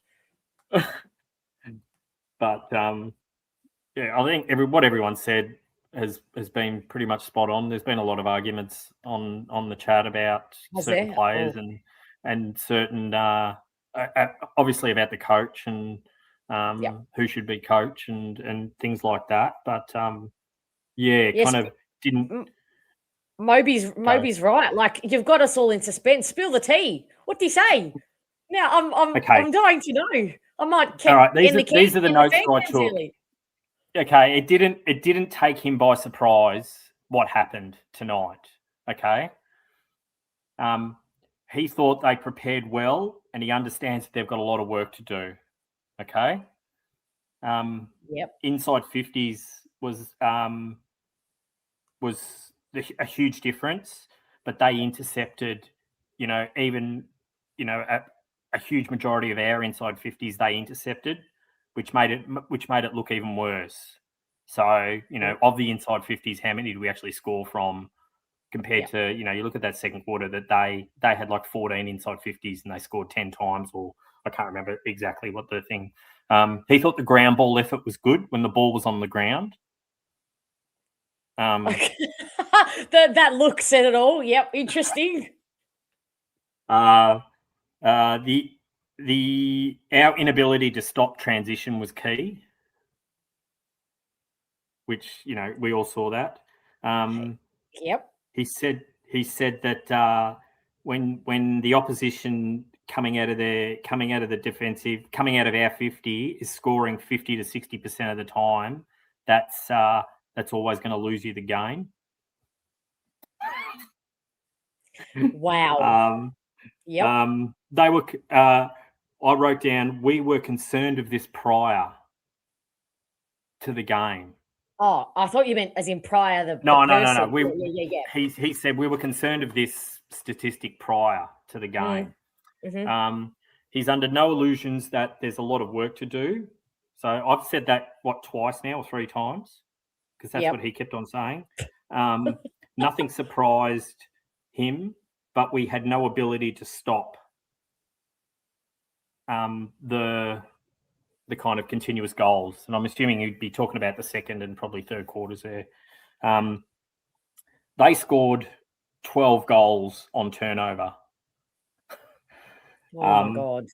And this is where, so that was brought up by a journalist. They said, do you realise that they scored 72 points off turnovers and stuff? And he said, and I'm paraphrasing here, but he said, synergy and connection is hard. He said talking, and then he started, this is when I really kind of started to kind of tilt my head a little bit to the left or the right and go, what the fuck? Because he started talking about last year again, and he started talking about injuries and stuff last year. He went back to that, and I just thought, don't bring up that shit, because we all know and we all saw what happened last year. And he said synergy and connection is hard. You've got to look at last year as well. And since Hawthorn have, and Joe brought this up earlier, Hawthorn have debuted 1 player. We've debuted 20. And he said synergy and connection takes time. He thought Zach Merritt fought really well, but he didn't have the support around him. And I thought, I was a bit disappointed in Zach a couple of times, just in his efforts to, especially at the centre bounces, just to smother and hold up a player and stuff like that. But, around the ground, Zach is Zach. He was doing everything that he's kind of supposed to do, but it was at the centre bounces where it was kind of clear. He said that he talked about Merritt for a bit. He said that, regardless of what Merritt's been through over the last kind of 6, 8, 10, 12 months, it shows resilience in the person, that it's not affecting his game. And he asked the question of the media. He said, did it affect Moore and McDonald today? Did what's happened with them over the last week affect how they played? And he said no. And I was just waiting for a journalist to ask, just to say, well, what did you do about it? But they didn't. And he said, Zach Merritt is like those 2 guys that, they've been through adversity, but they can still play the game. He said, we're young and inexperienced. We knew what Hawthorn were going to do. We were planned and prepared for it.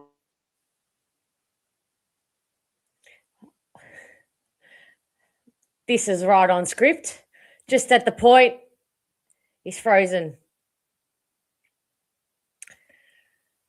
3, 2, 1. All right, Dave, I'm sorry. Oh, okay. All right, Andrew, what do you got for us? Well, the best thing out of today is, or today's game, is an apology to you and all your viewers that I was very positive at the beginning of the year that we would do very well. I take all that back. I'm totally wrong. And the President's Dinner was fantastic, which I didn't go to, but all the ex-presidents were there apparently, and Tanner and the whole lot of them, 5 or 6 of them all turned up for dinner, which is a very good thing for the club. I've got a whole heap of things to ask you. Okay. I'll ask you the question. Is our fitness levels okay? Yes. Do you want no. me to answer? Yeah, Yes. Yep. Good. I agree. Nothing to There's do. Nothing to do with fitness. Nothing to do with fitness. Okay. What about tactical confusion and roles are unclear? Players' roles are unclear. Does everybody know their role? Forwards know their role. Back, they don't know their roles. I agree. Yep. Okay. Yep. Is our confidence low or high? It should it be high at this stage? First game of the year. Should our confidence and get out there and do for the team high? And for their I think the confidence was high. Yeah, good. Yep. I agree with that. So here comes this one. Skills and execution errors under pressure were extreme. As the previous caller said, 72 points from turnovers, players not manning up, constantly basically loose. Look, it was that loose. It wasn't funny. It was like, it was just ridiculous how easy they moved the ball in transition and the connection they had. And when every time we got the ball, it was in a pack. It was basically fighting tooth and nails to get it out. Now, that's a coaching issue. You've been to all the training, and I've been to a few of them myself. At no point in what I saw, now you correct me if I'm wrong, did you see any drills that was just consistent handball, like moving the handball that much? Nah. As in, not with eventually kicking it and having at least a kick to gain territory. Yeah. Before outnumbers can occur. Yeah. The whole point is to gain territory. Right, I agree, and we didn't do that, and we went back to old habits. One thing we didn't do was kick backwards a lot. We didn't kick, which is good. And there was pockets today, which I thought in parts of the games where we did really well. We can't be too clear. They moved when Essendon moved the ball really from the back line down to the forward line. It did. There was a number of times it did work well. Yep. Problem then we got into our forward line. Big Peter Wright dropping chest marks. Took one mark over his head. I don't blame Peter. I blame the coaching around him a lot, because when you got Perkins, Huss and Langford not pulling their weight or not able to get into the game, more to the point, it puts too much pressure on him. Because we talked about, our weakness in the ruck when we got Blackerson as our number one ruck with no support. Do we bring in May to give Wright to go into the ruck and then May to play in the forward line? Wright's not a ruckman, okay?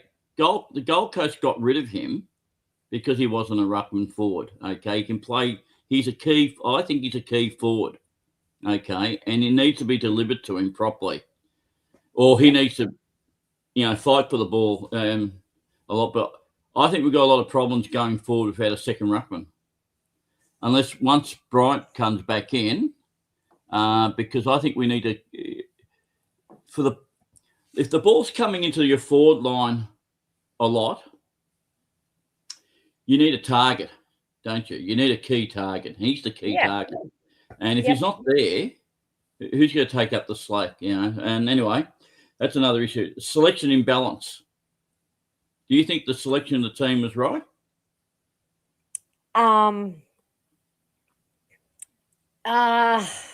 No, but I don't know that we had better options sitting on the sideline, just not getting a game. That's all. Yeah. So Perkins should have got a game in front of maybe Sad Hooley. But Saad is either playing off half back or on the wing. Yeah. Okay. Now there's our problems. Our half back. We've got in name and in we think we've got good wingers and we've got good half back flankers, but is that our problem? Because if we're not delivering the ball into the forward line, who is responsible for that? And who's not responsible for actually manning up around the ground? It's our halfback flankers and our wingers and our midfielders. It's a collective issue here. Now, this is not new. This is not. I'm not telling you anything you don't know or anybody else. This has been going on for a number of years. That we're probably the easiest club to play against. Yeah. You know, the movement of the ball today by Hawthorn, they had a field day the way they moved the ball, because every time they moved the ball, it was bang, bang, bang, goal. Yeah. And we basically went. We just, it got worse while the night went on. It wasn't too bad in the first quarter. I think we were on. So maybe, so I reckon the turnovers and missed tackles and lack of tackles by certain players and all the same sort of things, and we can blame the coach. Is the game plan, is it right? But I don't know about that. I just think some of our players we consistently overrate them. They let us down consistently. But we can't just get rid of the whole. We just can't clear out the whole lot. Yeah. That's the problem we've got. We're stuck with what we've got. Can we improve? And the other thing I'd ask you too, do you think not playing last week and Hawthorn having that game under their belt actually helped them? Like in relation to, the skill level, game plan?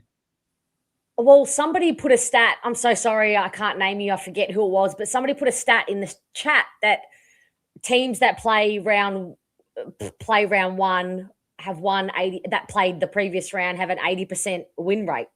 So there is something in that, but I don't want to be a team relying on excuses like that. No, neither do I. But the thing, what I'm thinking of is that we will improve on today. So where we're at today. We'll improve, and there'll be some tinkering with the side, and they'll be disappointed. We're all disappointed. It's the first game, but really, that's what I've got. I think that, and again, we can criticise McGrath for his leadership or lack of, but he was under a lot of pressure in that back line. I feel sorry for the backies because they were the best line tonight.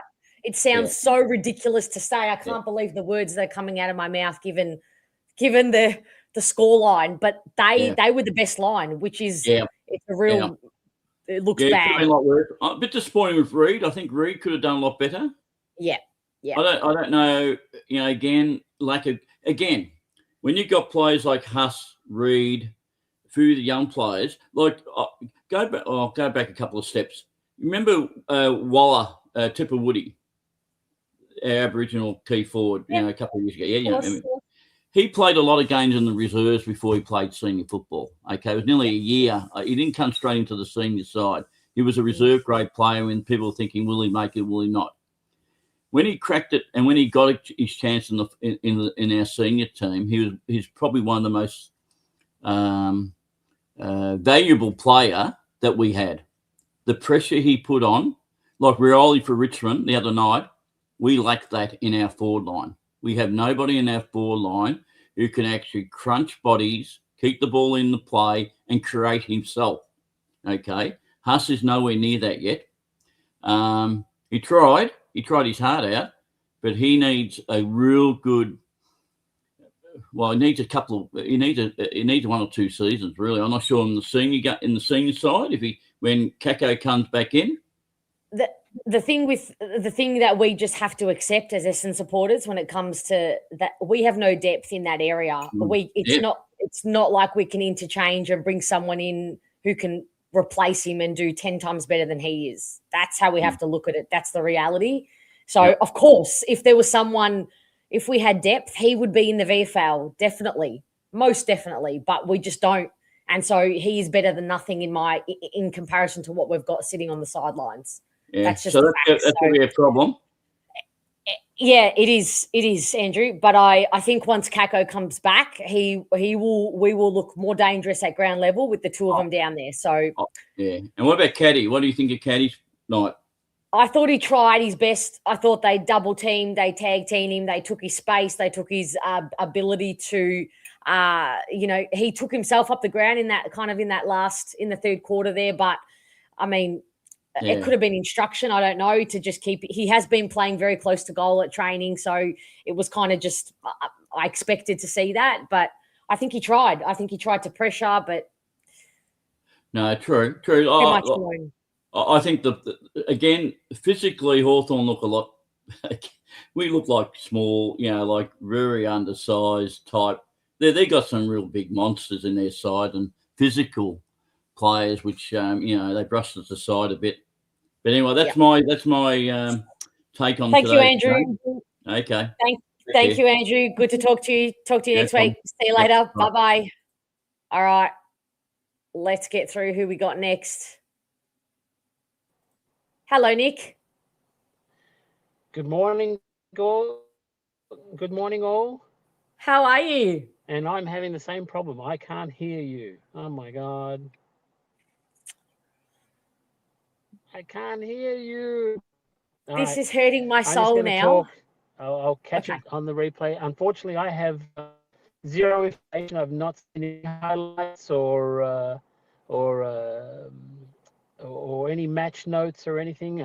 I'm actually sitting at a rest stop about 100 k's from home. We're on our way to visit my son. So let me. Oh no. How it works. Anyway, up until that last caller, I didn't know if Reed had even played. No one mentioned him. Did he play at all? Did he make it through the game uninjured? I believe so, unless I'm told otherwise. Chat, I believe that we went. I just remembered Nick can't hear me, but I believe chat. We came out unscathed, right? I think so. Okay. Call is connected using hands-free. Hello. Hello, can you hear me now? Hello. I'm so sorry. I can hear you. Now I just heard that Caddy played. So thank goodness. Look, it's round one. They sound a little bit underprepared. So give them 2 or 3 games to try and catch up, and we'll see that things will get a little bit better.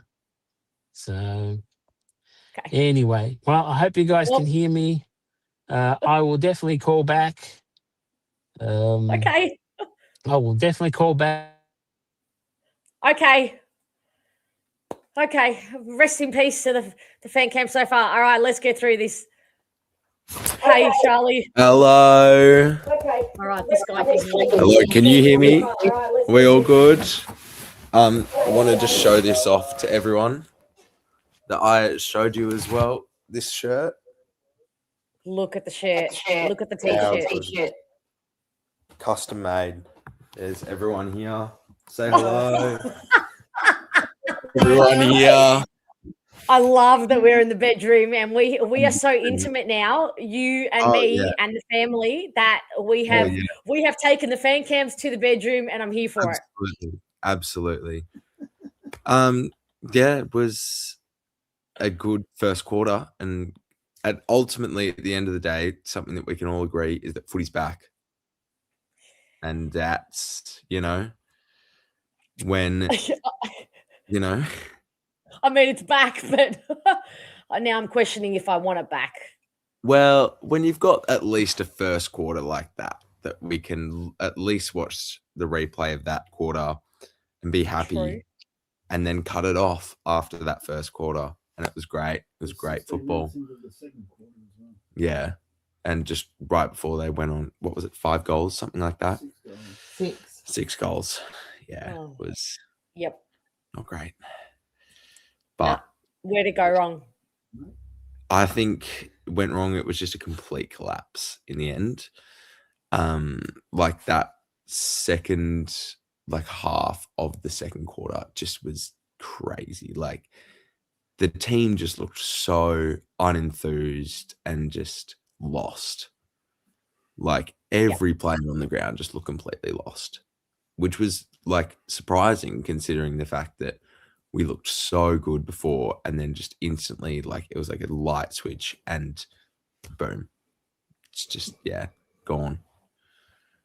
Yeah, pretty concerning how the momentum I mean, Hawthorn were always going to have big patches of the game where they had momentum, but it was pretty stark how quickly and they concerning. imposed. Yeah, like definitely concerning how quickly they came on, and it was just like the turnovers was. I don't know if this is me and just my personal bias, but I noticed a couple of Zach Merritt kicking to his preferred teammates turnovers that happened tonight that then the goals. Yep. I don't know how many And there were. he ran at 66% disposal efficiency, which he would say is well below his standard. So he'd definitely be disappointed with that. Yeah, like I said, passing to who he'd prefer to be passing the ball to. Okay, this is how we know that. This is how we know that we're getting well and truly towards the end of the line, because that just went straight over my head. I am so sorry. Now, and this is on the internet for all of time, so that's great. Look, we'll see. It's never going to be good with him, with Zach and Hawk. Oh, can I speak? Yeah, go on, Mum. Hey, Sophie. Hello, lovely. How are you? I mean, nice to see you. You too. How are you? Yeah, great. Thanks. Boys went to the footy with Poppy, and I stayed home and watched it on TV. But I think that it was always going to be a huge problem with the stress that they probably felt with Zach and like playing the Hawthorn. I think that it would have been really, really challenging. I think that it's one of those games that it was just really unfortunate that was where they started, because I think it is just such a big deal of everything that he did at the end of the year, and then he's still there, that it's a huge problem for the team. What did the energy feel like from on TV? It's hard to get a bit of a grasp on that when there's so much happening at the ground. What did it look like? What did his body language look like up close? I don't know. I felt like it was quite odd when it was like this massive, ridiculously massive, there's Clinton. Hey, Clinton. It was just like, not always, usually. The boys were just like, we've got to call Fiona. I was like, okay, well, we better call. Anywhere, anytime. Guys will do the fan cams anywhere, anytime. This is it. Highlight of the night for the family. Chatting. Yes. No, I think that it was just like this, like they'd won the grand final when he kicks a ball and then it's like he gets the goal and like, who cares? So I had this thing, and I'm going to so last week we love the Grand Prix as much as we love Essendon, and I went to I was waiting I was doing work, and I'm sitting there and I see this guy running in an Essendon top, and it's Andy McGrath, and I call out, Andy, and he turns around like his mate's there, and it's me. I'm like, hi, Sophie, you don't know me, but my kids, they love you. Can you just do a little video? And he was divine, and he was such a lovely guy. Anyway, he was in there because he was meeting Lando Norris, the F1 driver, to give him an Essendon jumper. So basically, I just had to say to him, look, I think that you're fantastic and I think that you're lovely, but I really, I'm really sorry that Zach was there kind of from the start, and that. What did you say that to him? Yeah. I mean, I could not love you more. I just love the brashness. I said, I don't want to be rude, but we've always really liked him, like as in Andy, and we're really thrilled that he's there and captain. I am, like, I feel really thrilled because I think he's a top guy. He just seems to be such a team player. And I said, I'm really sorry that, and I'm actually not usually really harsh, but I just felt like I had to say to him, I'm really sorry, but our family have just never felt that connection to him. Zach. It just, as in to Zach, and it just didn't feel like a surprise. But I also said to him, like, how much does an Essendon supporter have to take? Like, after years and years and years and years, and having two kids that are sort of, one who's 21, one who's 18, and who have never seen a final being played, or just to go through the joys when all their friends, have had multiple grand finals and have gone into be, and just to kind of go through primary school with all of the drug saga and everything else, and then like, he knew what he was stepping up for as a captain, and and I just hate to be really critical of Essendon like that, but I just think that what a shame to sort of, maybe it's a good thing that the year started off by playing Hawthorn, get it out of the way, get it all out of the way, and then get on with it.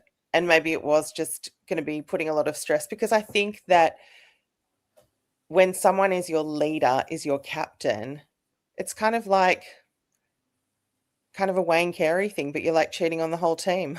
Can I ask, how did he respond when you brought Zach up? I'm sure he gave you the PR, No, he was really good. Look, he's just a very professional. He is very professional, and he was very much sort of said that, like, he just spoke in a really beautiful way, and he said that it's not like he made excuses, but it wasn't like he was critical, but he was literally running to go and meet Lando. So it was a good 10-minute conversation, but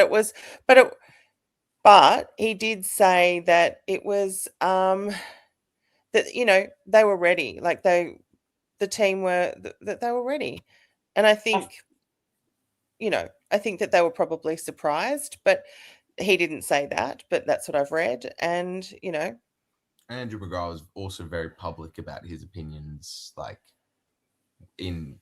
during that whole thing, and then he did say that he was his friend, but it was a challenging time. It had been a very challenging time, but he felt that they had to work very hard to work through it, and that they had worked through that. But it was very clear that it had been very challenging for them. So as it would be. Yeah, of course, absolutely. But I just wanted to say that he was fantastic. Like, he was everything that you would think that he is. And like Clinton and Charlie, we go to these Essendon things where, they'll, meet the captain, meet the player, those like nights, the dinner nights, or the, whatever. And I just, it was just that whole kind of, I'm going to say vibe that you get from Zach that was just not, and I really don't want to be judgmental, but it is that as a leader, he just did not really do it for me. And he was not to other people.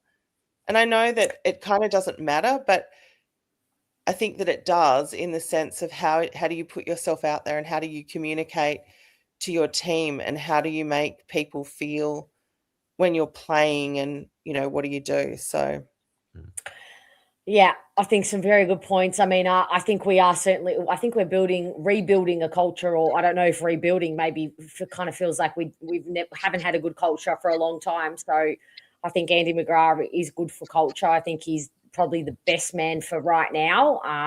But I think there are definitely players on the list as well who you can see future captaincy potential in too. So hopefully, what was that? Oh, sorry, I think Archie Roberts is that guy in the future. Dyson Sharp, Archie Roberts in the future is definitely a captain, both of them, captain potential.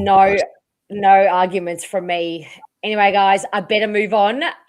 Thank you so much for calling in. Oh, My thanks. favourite- And if I didn't see Andy, I wouldn't have got to meet Lando Norris because I snuck in as well. Of course you did. Why does that not surprise me? I don't know who that is, but I'm assuming it's a big deal. Yeah. Hopefully the great man on your top there can have a bit of an easier time next year, though. Year of the I think- horse. Year of the horse. Year of the horse, absolutely. Yeah. All right, legends. Have a All good right. one. See you guys. Catch ya. Bye. All righty. Now we've got one of my favorite humans in the world. Hello, my friend. How you going? I mean, look, we are trauma bonding, aren't we? Yeah, 100%. Hey, like I was saying in the chat before, it could have been worse. You could have had 12 goals kicked on you in a quarter.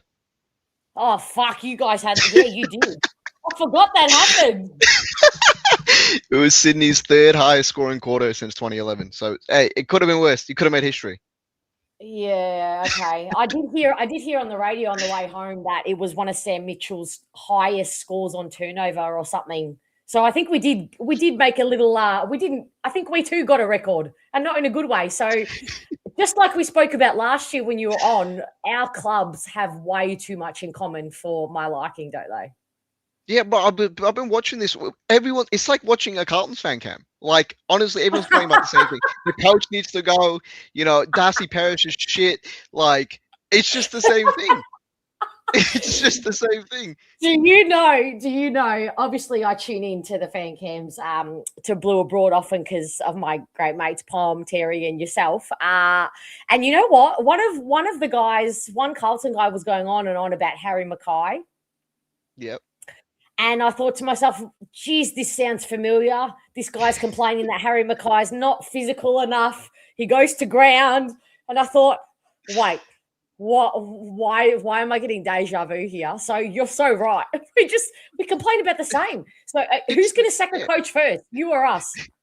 Oh, it's going to be us. I'll tell you what, bro. Essendon aren't a bad team. Sorry, not Essendon. Essendon are a bad team. My bad. Hawthorn aren't a bad team. Hawthorn are not a bad. Like you, and I can look at it without emotion because I know this was an emotional game for everyone, right? You were never going to win that game. This was never going to be a game that Essendon were going to win. Just like Carlton were never going to win against Sydney, right? I can accept that now. I think everyone needs to like relax a little bit. A little. It's still very early. I'd prefer to be Essendon than Carlton right now. Why? You have much better youth. You have a more broader range of youth. We have Jagger Smith and Harry Dean. That's it. And Cooper Lord. That's it. We have those three. You guys have what? Dyson Sharp who played a good game. Yep. I'm sure you have other people. Kako, Caddy. I mean, it wasn't an enormously great game from Jono tonight, but definitely there's potential there. Yeah, you're right. Yeah, our youth is probably that. Well, because you guys went for the now. Yeah, but you want a prelim. Like, isn't that sustaining you in a way? Do you see how low my standards are? You see how low my bar is? You know what's crazy? And not to like bring up any wounds or anything, but the last time you won a final, I wasn't born. I wasn't born. Not sure you had to go there. Way to kick a girl when she's down. Look, what about Motlop? Mate, Motlop's sick. If you guys had Motlop, you'd be winning by 10 goals. Look. If anybody's missing this stream of context, Atush is a very big Jesse Motlop fan and basically had a funeral for him when he did his knee, didn't he? Yep. Signed Motlop badge. Yeah. We do. We need another small forward. We were missing one tonight, but I'm adamant we need another one or two. Yeah, it's the same. Again, it's the same issues. I wanted to ask you, since everyone come on and they've talked their shit, what do you think of the game?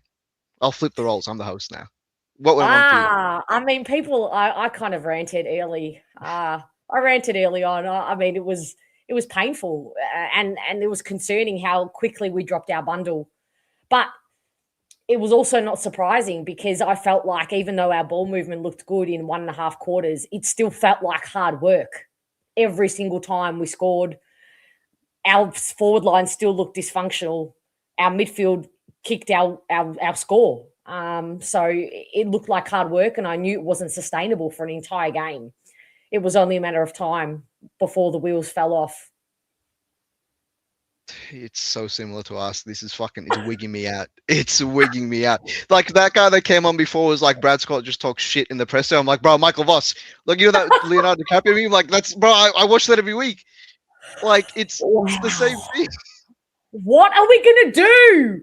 What are we going to do? How do we keep doing this? More importantly, why do we keep doing this? I don't know. They don't deserve us as supporters. Well, they don't. Like, the fact that you're on here, what is it, 1 o'clock? 1 o'clock on a Saturday, but most people are out right now at clubs, but we're here, or the Essendon supporters are here watching fan cams. So, I mean, shout out to you guys, still staying dedicated after 20 years of nothing. So, this is all we got. This is all we've got. Like, I think we've just realized that it may not be getting any better. So this is the fan cams, as sad as that sounds. I know some of you are rolling your eyes at me right now, but it's a sad state of affairs. I don't know. I know the sun is going to come up for Essendon tomorrow. I get it, but man, and you must have felt like this last week after the Sydney loss, didn't you? Like, because the hope. The bro, hope I felt like this week. Bro, I felt like this week, bro. You think I celebrated that win against Richmond? Fuck. Bro, like, honestly, the reception is... We won our game this week, and you lost yours by 10 goals. The reception has been the exact same. Listen to Carlton supporters, we reacted the exact same. So, I mean, it's true. Yeah. I mean, and not to make you feel... Actually, no, I think I owe you one, but Richmond, like, they're babies too. So technically, you really should have won that game by easily. I said 70 points. Fuck. I tipped Richmond. You did not. You did not. I tipped Richmond by 4 points. I was like, they're going to get over us here.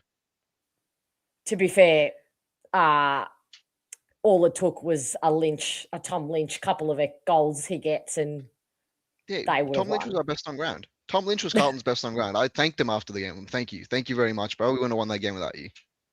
Yeah, fuck. The parallels. But you know what? Even watching your game last night, your forward line is still functional. You have space in your forward line. Your midfielders might not deliver it perfectly into it, but there is space there for your forwards to lead into. There is movement. I know you Carlton fans might disagree, but man, be an Essendon supporter and watch our forward line. It's painful. I just think we're lucky we have Harry Mackay. And even though he's a bit weak and I have my thoughts on him, but you guys don't have like a proper big man up there. I know you have 2 meter Peter, but he's not a Coleman medalist. Like there's a bit of like Mackay's not that great either, but there's a little bit of a skill gap. I feel like Mackay's a little smarter, but Mackay's also a bitch. I don't like that guy. Harry Mackay, that is. That was a roller coaster. That was a 5-second roller coaster. I do like roller coasters, and I fucking love you. Can I ask real quick? Someone brought up you guys don't have any leaders on field. Is that true? Do you not have like a proper I know? So who's your captain at? Andrew McGrath, yeah? Ash McGrath.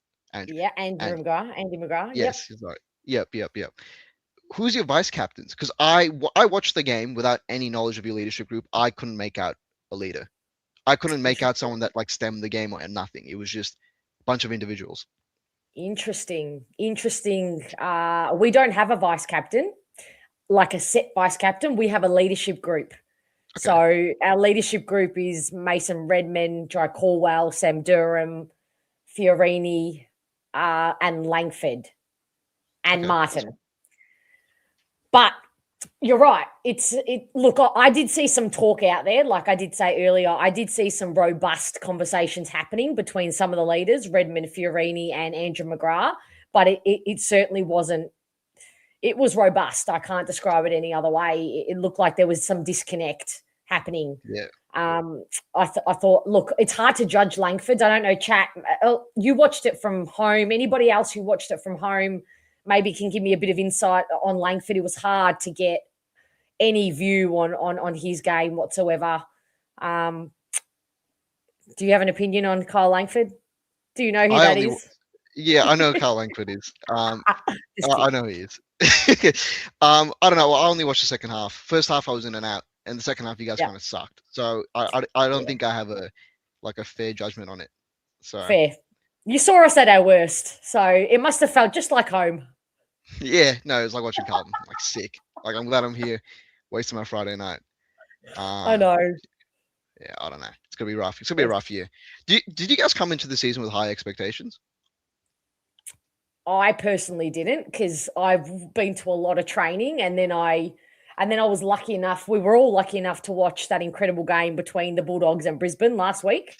And in that game, I sat there and I said to a friend, I texted a friend and I said, "Oh man, we are so far off anywhere near these two teams." And for me, I was like, okay, that's kind of expectation. That's where it sits. But I think now, fresh after this game, I feel like 14th is being complimentary to where we might finish. I think we might finish lower. So that's a little scary. Yeah, I mean, you got to roll with it, right? Also, one thing, Darcy Parish. Darcy Parish is like Adam Chera for us. They're the exact same player. It's like they just do enough every week to like avoid criticism. I think that's what he did this game. I feel like he ghosted in the second half. His stat line looks all right because he had 21 touches, which, by the way, for a midfielder who had 20 plus center bounce attendances, that's not a good number, right? That's a terrible number. But you did get smashed in the contest. Pretty sure that 30 more inside 50s than you. So you can give him an out for that, but I don't think you can give any one of your midfielders. I don't think any one of your mids can walk out with their heads high after that game. I think they all failed. None of them can be like, I did enough that game. Yeah.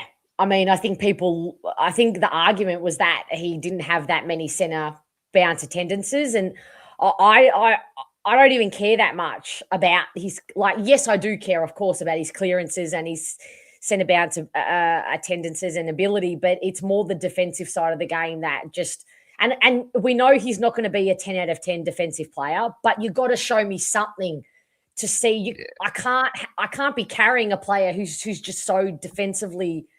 I'm not going to say lazy, because it's not laziness at all. I think he thinks he's being defensive, or maybe I don't know. There were just moments behind play without the ball that I just saw and thought, from an experienced player, that if that continues to happen, we're just not going to go far.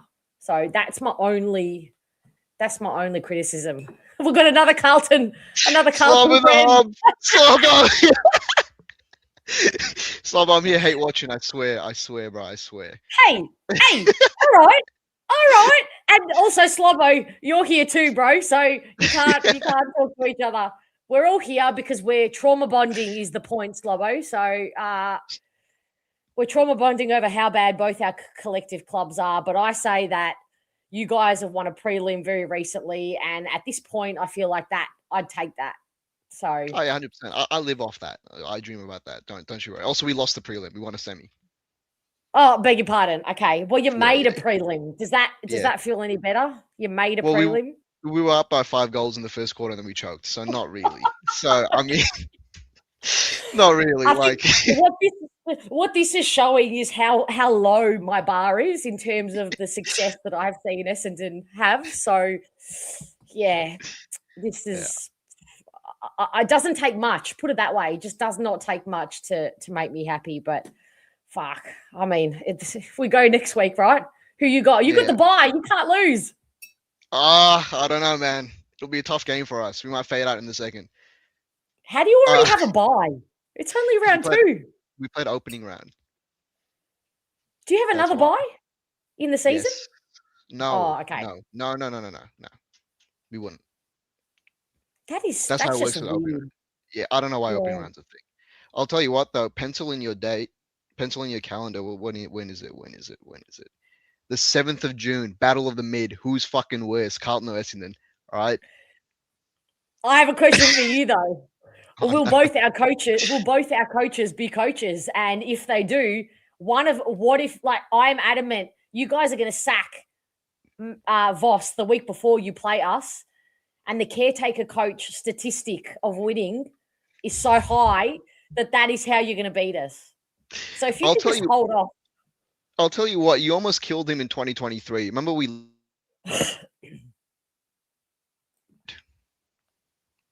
You mute me? I muted you. I went to cough. So Essendon. So for me, you killed our last three coaches. David Teague got sacked after an Essendon loss. Brendan Bolton got sacked after an Essendon loss. Michael Voss Wow. almost got sacked. You know that infamous clip of that Carlton supporter yelling at the players running on the ramp? Yeah. Yep. Yep. Yeah, that was after an Essendon loss. Okay. So, hey, I'll tell you what, it's like before or after the bye. I reckon if we keep going the way we're both going, whoever loses that game, coaches will get sacked. So if we lose, Oof. Michael Voss goes. That might be a What coach round killing is it game. again? What round is it 13. again? Round 13. Far out. You could have a point. Yeah. That could be. Wow. That could be the death of a coach. Yeah, it'll be interesting. I reckon don't there's a think we're gonna high chance for you. Yeah, well, again, I mean, Brad Scott's been there. This is 4th year. Yep. This is Voss's 5th, and we both had. I mean, we kind of had success, but like, it's the same thing. It cooks me, bro. It's the exact same thing, bro. Like, it's the exact same situation for both of us. I don't like it. Well, we're both in the same place. You've won a medal on the way. Like that's how that's how it feels. You've just won a medal, but we're still both in the same place. Okay, but doesn't that make it worse because we won a medal? Shouldn't we be better? How are we fucking back here after 2 years? like, bro, it's been 2 years and we're already shit again. Like, you telling me sick? That's what our list got, and then all our players left. At least Merritt, as you know what? If I was you guys, I would have wanted Merritt to leave. I wouldn't have wanted him to stay. I'm like, fuck that. You can't have a player like that at the club. As an outside fan, if Charlie Curnow stayed at our club, I would have fucking rioted. I would boo him at games. And he was just a vice captain. I can't imagine a captain walking out in the club or trying to walk out. Yeah. We do things differently at Essendon. We like to really just test the resilience of the fans and the bounce back and the souls. Like, this is soulful now. This is taking my soul. Can I ask you a question? Yeah. Did you celebrate when he kicked that goal? Well, he's wearing the red and black jumper. Yeah, was it bittersweet though? Because I feel like, I don't know. I saw that and I'm like, I don't know. Like, it was a bit quiet. Yeah, I mean, it wasn't quite at the ground. It got a cheer, but I would cheer any Essendon goal and anybody who's wearing the red and black. But that doesn't change how I feel about the situation. But he's an Essendon player and he wears the sash, and so he will get my support. It's an interesting theory, DX Petty. Don't know why your name has changed. What's YouTube doing? It's changing some of your names. Anyway, both Carlton and Essendon never recovered from AFL sanctions. Interesting. Yeah. I mean, if you listen to the media, it's our fault. It's the supporters' fault. We're too passionate. You know, we're too loud. We put too much pressure on the club. We wanted them to win against Richmond, who are bottom 3 side. That's our fault. My bad, guys. Like, yeah, true. How dare you have standards? Yeah. Fuck. You know. Also, this guy in the chat. What's his name? Top H8P. Sorry, Fiona, I won't call you bro anymore. That's my bad. Oh no, like Toph is a big supporter of mine, but we cool here. I know you got my back, and I love you for it, and keep having my back. But we cool here, bro. Sis, we good. I'm from it's Dandenong. all I love. call everyone bro. Yeah, I call everyone bro. Yeah, so. yeah. He comes in peace. Put it that way. Slobbo, I'm not sure you're coming in peace here. Why do you think Voss isn't getting sacked? I also don't think he's getting sacked. Why is that? That's a whole. We're not that club. We're not going to sack him. Not halfway through the year. We're going to stick with him because we got rid of all of our assistants and we changed the whole coaching staff for him. So interesting. He's staying. He'll stay for the entire year, and then we'll suss it out there. You know what the worst possible thing? And I've seen some guys in the comments here being like, "Oh, we want Longmire. You do not want Longmire. You guys do not want Longmire. Trust me, you don't. You don't want Adam Simpson either. Like, those are the only 2 coaches on the market right now. Trust me, you're better off without them. Why? What's wrong with Longmire? Just a shit coach. I truly believe you can't get an old coach. Old coaches, the day of old coaches. Look at the best coaches in the league right now, other than Chris Fagan. You got Craig McRae, first-time coach. You've got I'm drawing a blank here. I've put myself on the spot. But all the best coaches, like Sam Mitchell, great coach, one of the best coaches in the AFL. Nick's right? First-time coach. First time coach, Adelaide coach. Yep. So it's the changing of the guard. You can't have old coaches in. Like look at Clarko when he went to North. North have a great list. I feel like North should be way above where they are right now, but I think he's just stuck in his ways. Same with Voss. Voss was great when he first came in, but now it's just like he's played the same game style for 4 years, 5 years. That's why we're in the position we're in.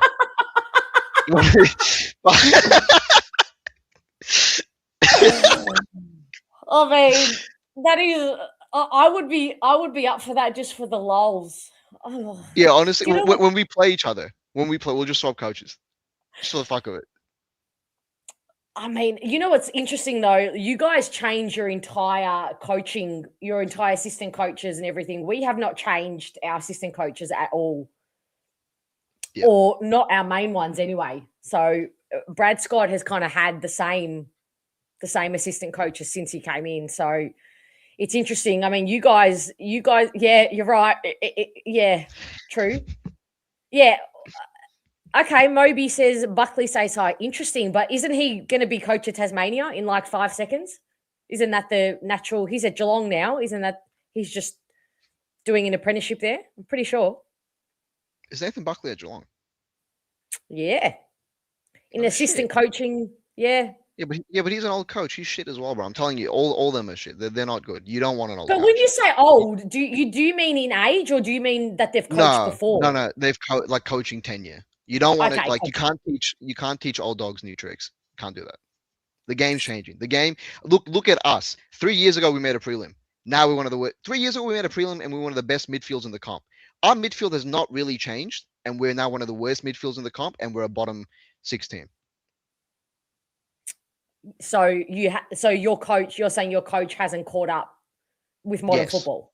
Yeah, yeah, that, and like look at how much football has changed. But like 3 years ago it was contest heavy. Now it's look at Hawthorn. Now it's small ball. Like now small forwards matter. You want smaller, faster mids. Like fast. A player like Dacos wouldn't have survived in the 2010s. But now because the game is different, because he's not big bodied at all. He's not big bodied. He's not good in the contest. He's good on the outside, and that's just the game now. So you need to adapt with it. You don't want. Robert's asking a question. How about Hayden Skipworth at Collingwood, a senior assistant? Didn't he go? Did he turn down going for a coaching role? I'm pretty sure one of the teams who were missing a coach, was it Melbourne maybe that sought him out? But I'm pretty sure he turned down to actually apply for one of the coaching roles. But yeah, he comes with a very good resume. I could have sworn he turned down, didn't want to go for a main coach. I mean, why would you coach? Michael Voss said that in his presser. He's like, why would you want to be a coach? I'm like, sick. That's definitely what I want to hear from my head coach. One round into the season, sick, bro. Thanks. Like, wow. He opened up the presser. He's like, why would you want to be an AFL coach? I'm like, motherfucker, bro, you got a year left. Don't say that, bro. It's a bit early to be going there. Oh, wow. All right. It's only a matter of time until we hear that. What's your thoughts on the James Hird thing? Everyone's talking about James Hird. Do you really want him back? Oh, please don't. Yeah, No. dude, like Don't. people are losing their minds. Bro, Yeah, it's they not are. a bad loss. It's not a bad loss. Like I said it when I first got on as well. You just move past it. Like we lost by 10 goals against Sydney. We were never going to win that. You were never going to win against Hawthorn. Who do you have True. next week? Port in Adelaide. Port in Adelaide, yeah. That'll probably be a tough game as well. But you're more matched up for that. It won't be a 10-goal thrashing like this week. It'll be close. Yeah, okay. I think you're right. That's good perspective, everybody. In reality, we were never going to win this game. But I think the thing that is just getting us is that I just felt like we should have been a bit more competitive, particularly in the second half, obviously. But, yeah. And this time last year was a 26-point loss. So we were more competitive this time last year. And we had almost 10 different personnel changes. So that's fair. You see, second-hand coaches are not Atusha's cup of tea. Nah. Yeah. Nothing. So what about Ken Hinkley? So no go Ken Hinkley then? No, you don't know what that prelim merchant? No, bro. No. Not as a head coach, maybe as an assistant coach, yeah, but not as a head coach. Like, bro, we've got Adam Simpson lurking in the wings in our coaching staff, and he doesn't have a real role. Bro, my biggest fear is that we sack Voss, right, halfway through the season, and then we somehow go on this sugar hit run and make wild card. and then we re-sign Adam Simpson. That would be the worst thing that happened to the Carlton Football Club ever. Like, I'm terrified of that happening. You can't get Well, another coach. look, I'm so adamant. Soph on this. says Voss is going to bring it together. Yeah?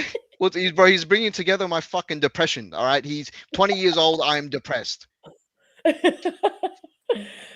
I mean, I feel you. Yeah. Okay. So nobody. Yeah. I firmly. I still feel like I sit here, and I still feel like I'd take a prelim, and I can't get out of my head the fact that Brad Scott took an average team on paper at the Kangaroos to prelims.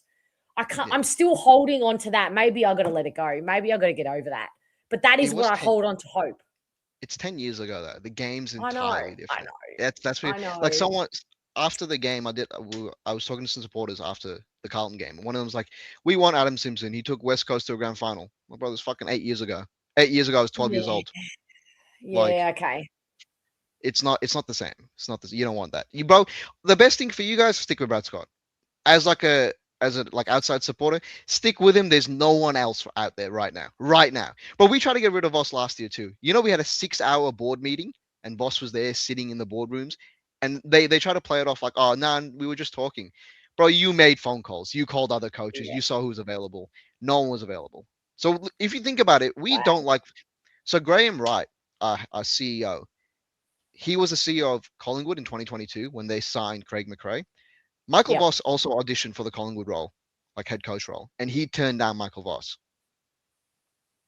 And now Michael Voss is his head coach. Like, it's not, I'm telling you, he's there via circumstance, not because he wants to be there.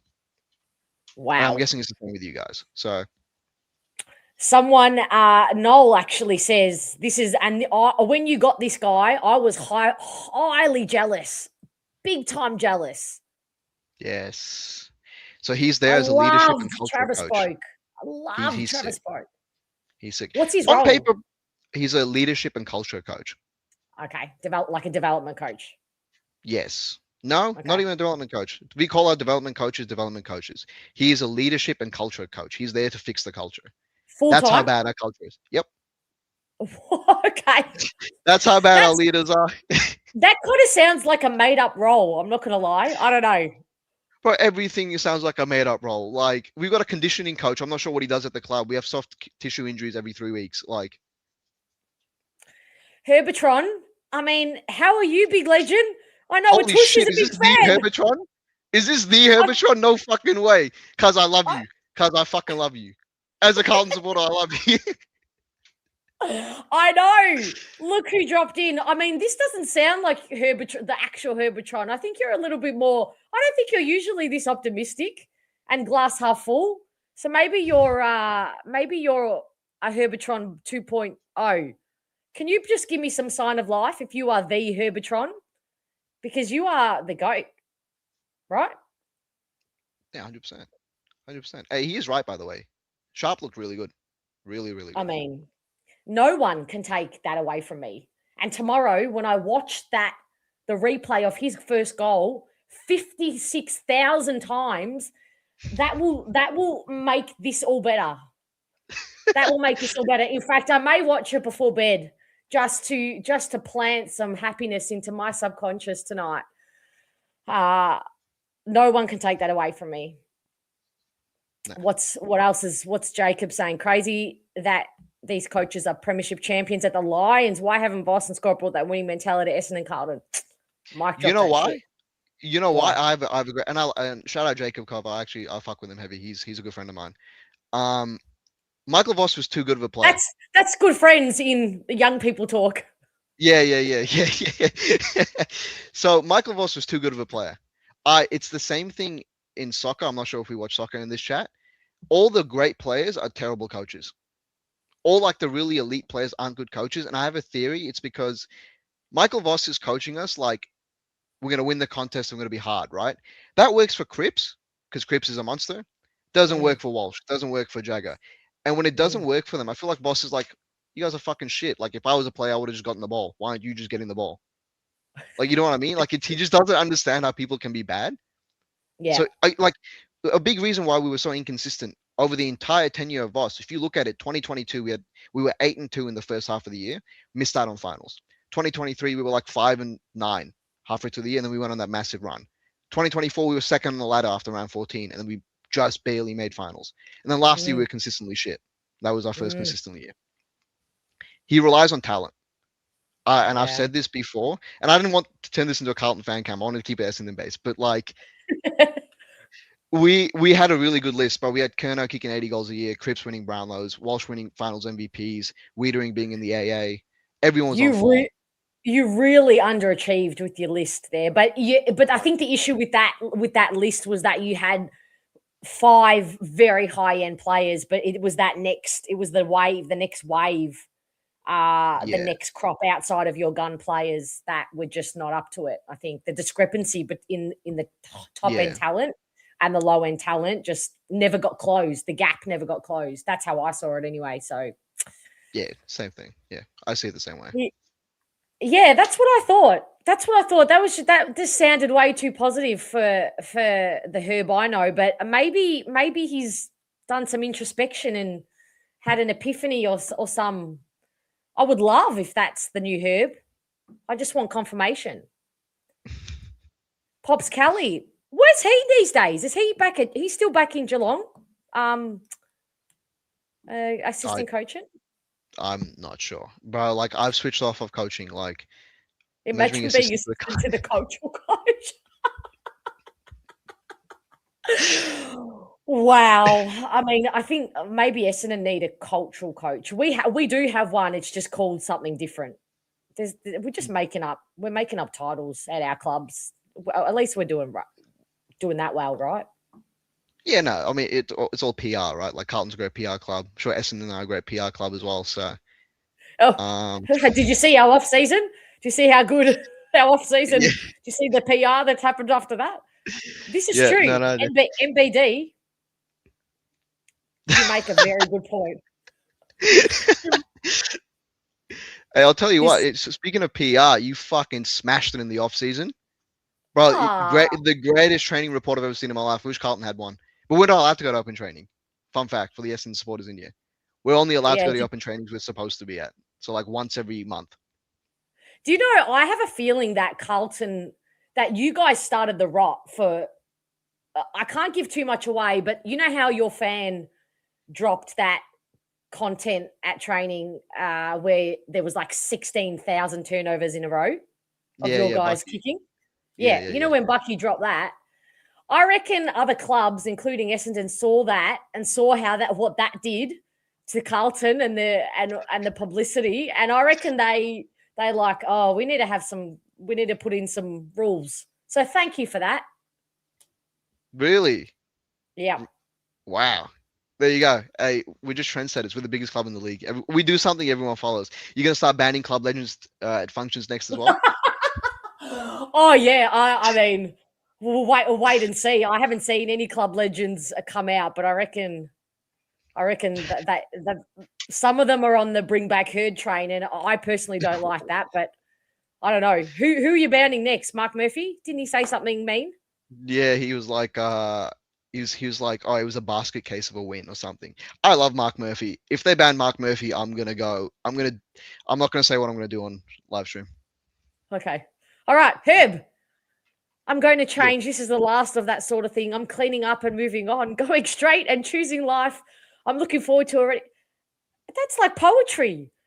Now I feel like we need to check your mental health. Herbertron, can somebody do it? They've broken Herbertron. Bro, they're so shit. They've broken Herbertron. Look what we've done. This is the biggest loss of the night so far. I can't believe this. Oh my God. We've broke him.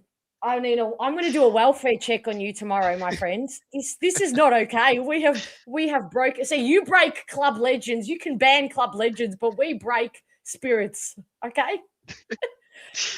Wow. Oh. Wow. All right.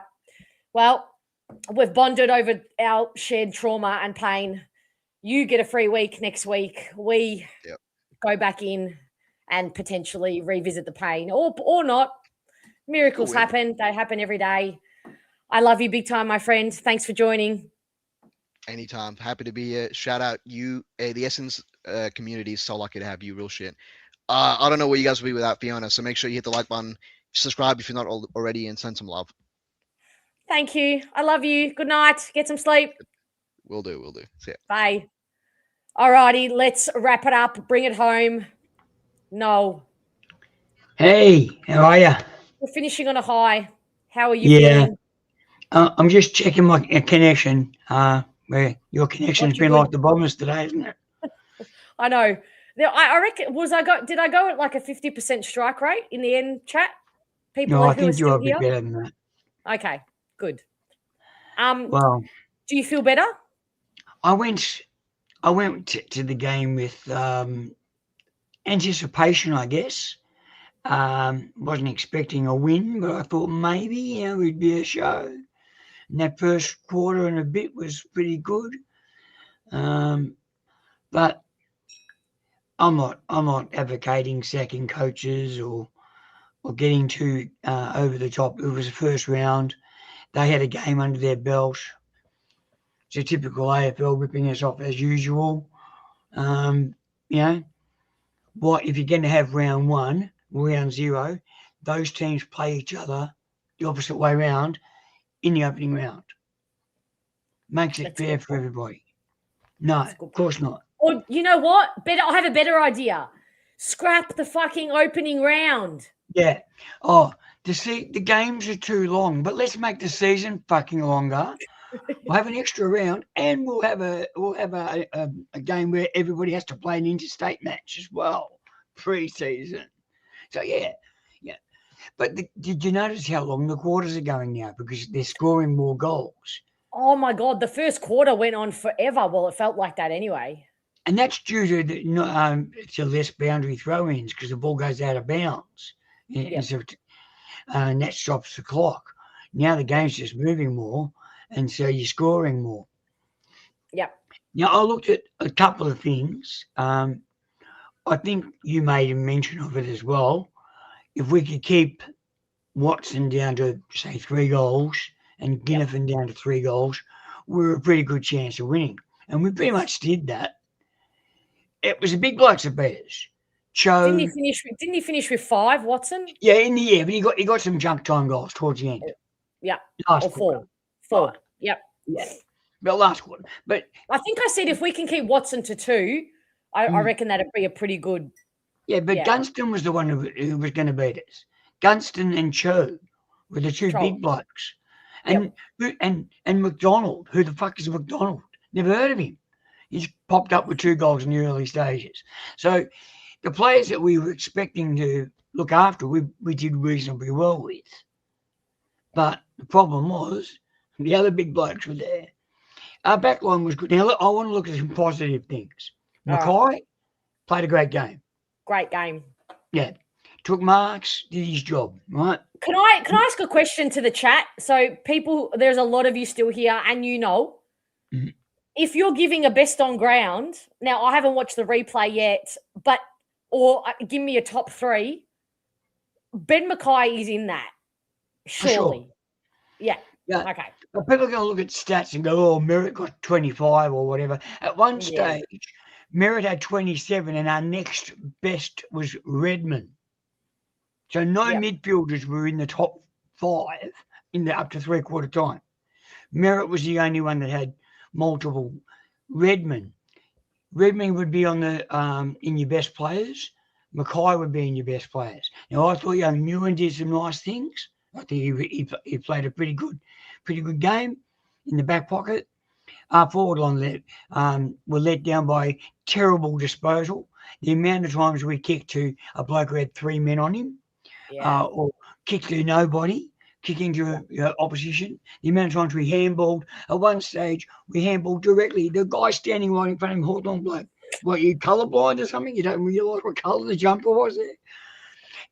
And what was Langford doing? He gets the ball 45 metres out, turns around, immediately handballs to a guy standing still, who then has to handball it back to him and turns it over.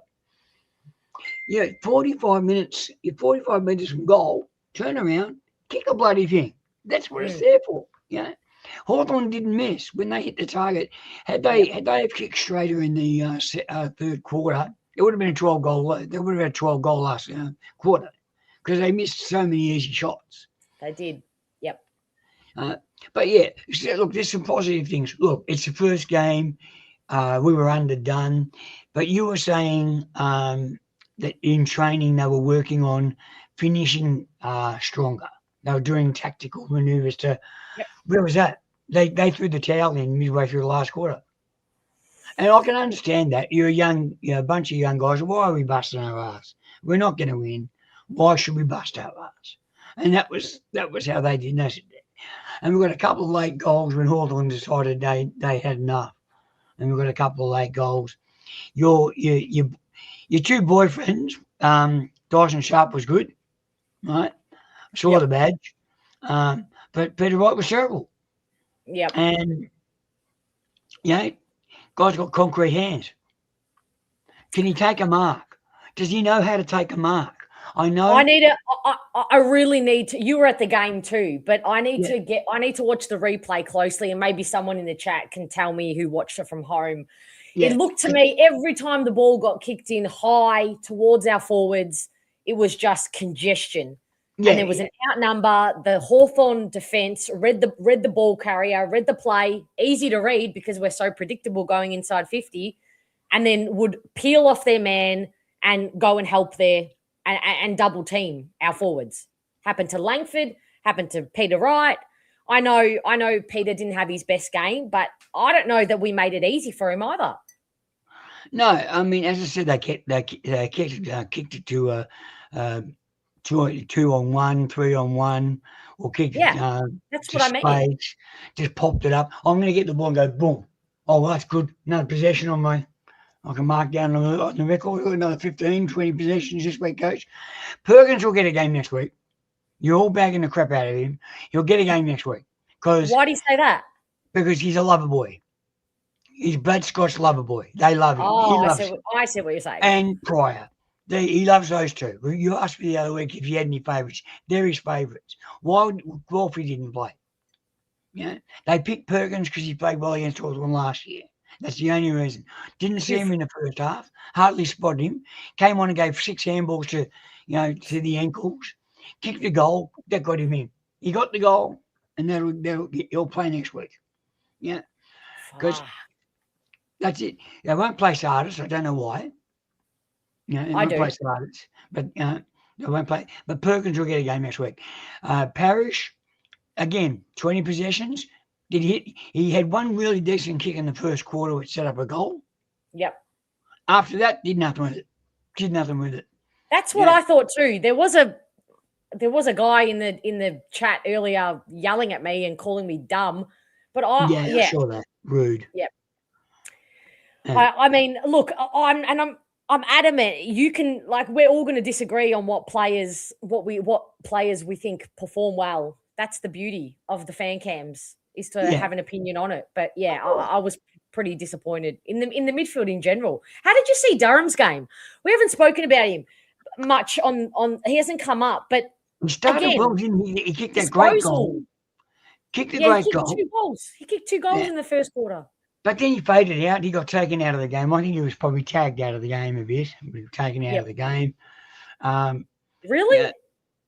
Yeah, he played. He did some nice things later, but he was a bit quiet in the mid part of the game. But and people's concern is he's just signed a mammoth contract, so he's going to bust his ass now. He's got enough money to buy himself a second house and a deserted island or something or whatever. But I think he's a dedicated player. But Haskell showed some nice things. I think Gal Haskell showed some nice things. Sharp, he'll they'll train that out of him and the ability to get rid of that. We didn't get any injuries. Reed had a terrible game. All right, let's talk about Zach Reed. It's the elephant in the room. Zach Reed did not have a good game from the get-go. He looked tentative to me. I watched him behind play. He looked confused and tentative. He didn't want the contact. Yeah. I am going to say that his first round jitters, and I'm going to forget that it ever happened. Yeah, and I'm going to judge moving forward. Yeah, I think that we also got to take into account that most of these guys haven't played much footy together. as a unit. So they haven't Who played is much. calling you at this hour?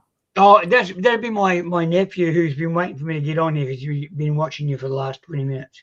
Oh, well, what's his name? Corey. Corey. He's a Hello, Hawthorn Corey. supporter. Don't worry about him. He's a Hawthorn supporter. Yeah. Okay. My family back for Hawthorn. I wanted to buy a Hawthorn doormat to put outside my door so I could wipe my feet on it every morning. But because you wouldn't put an Essendon one out. You don't want to wipe your feet on your team you love. I mean, there's some interesting chat about Perkins. I think it's a really good discourse. But I think Moby, you nail it, to be honest, in terms of what's going to happen next week. I think if Kako is fit, he will absolutely come in. And I think you're right. Perkins will stay in, as Noel said as well. And I think May will make way. Yeah, probably. The rumor is that Kako's injury is worse. That's the rumor I heard at the count. Somebody said, "Oh, he's going to be out for longer," because Clark's has been extended.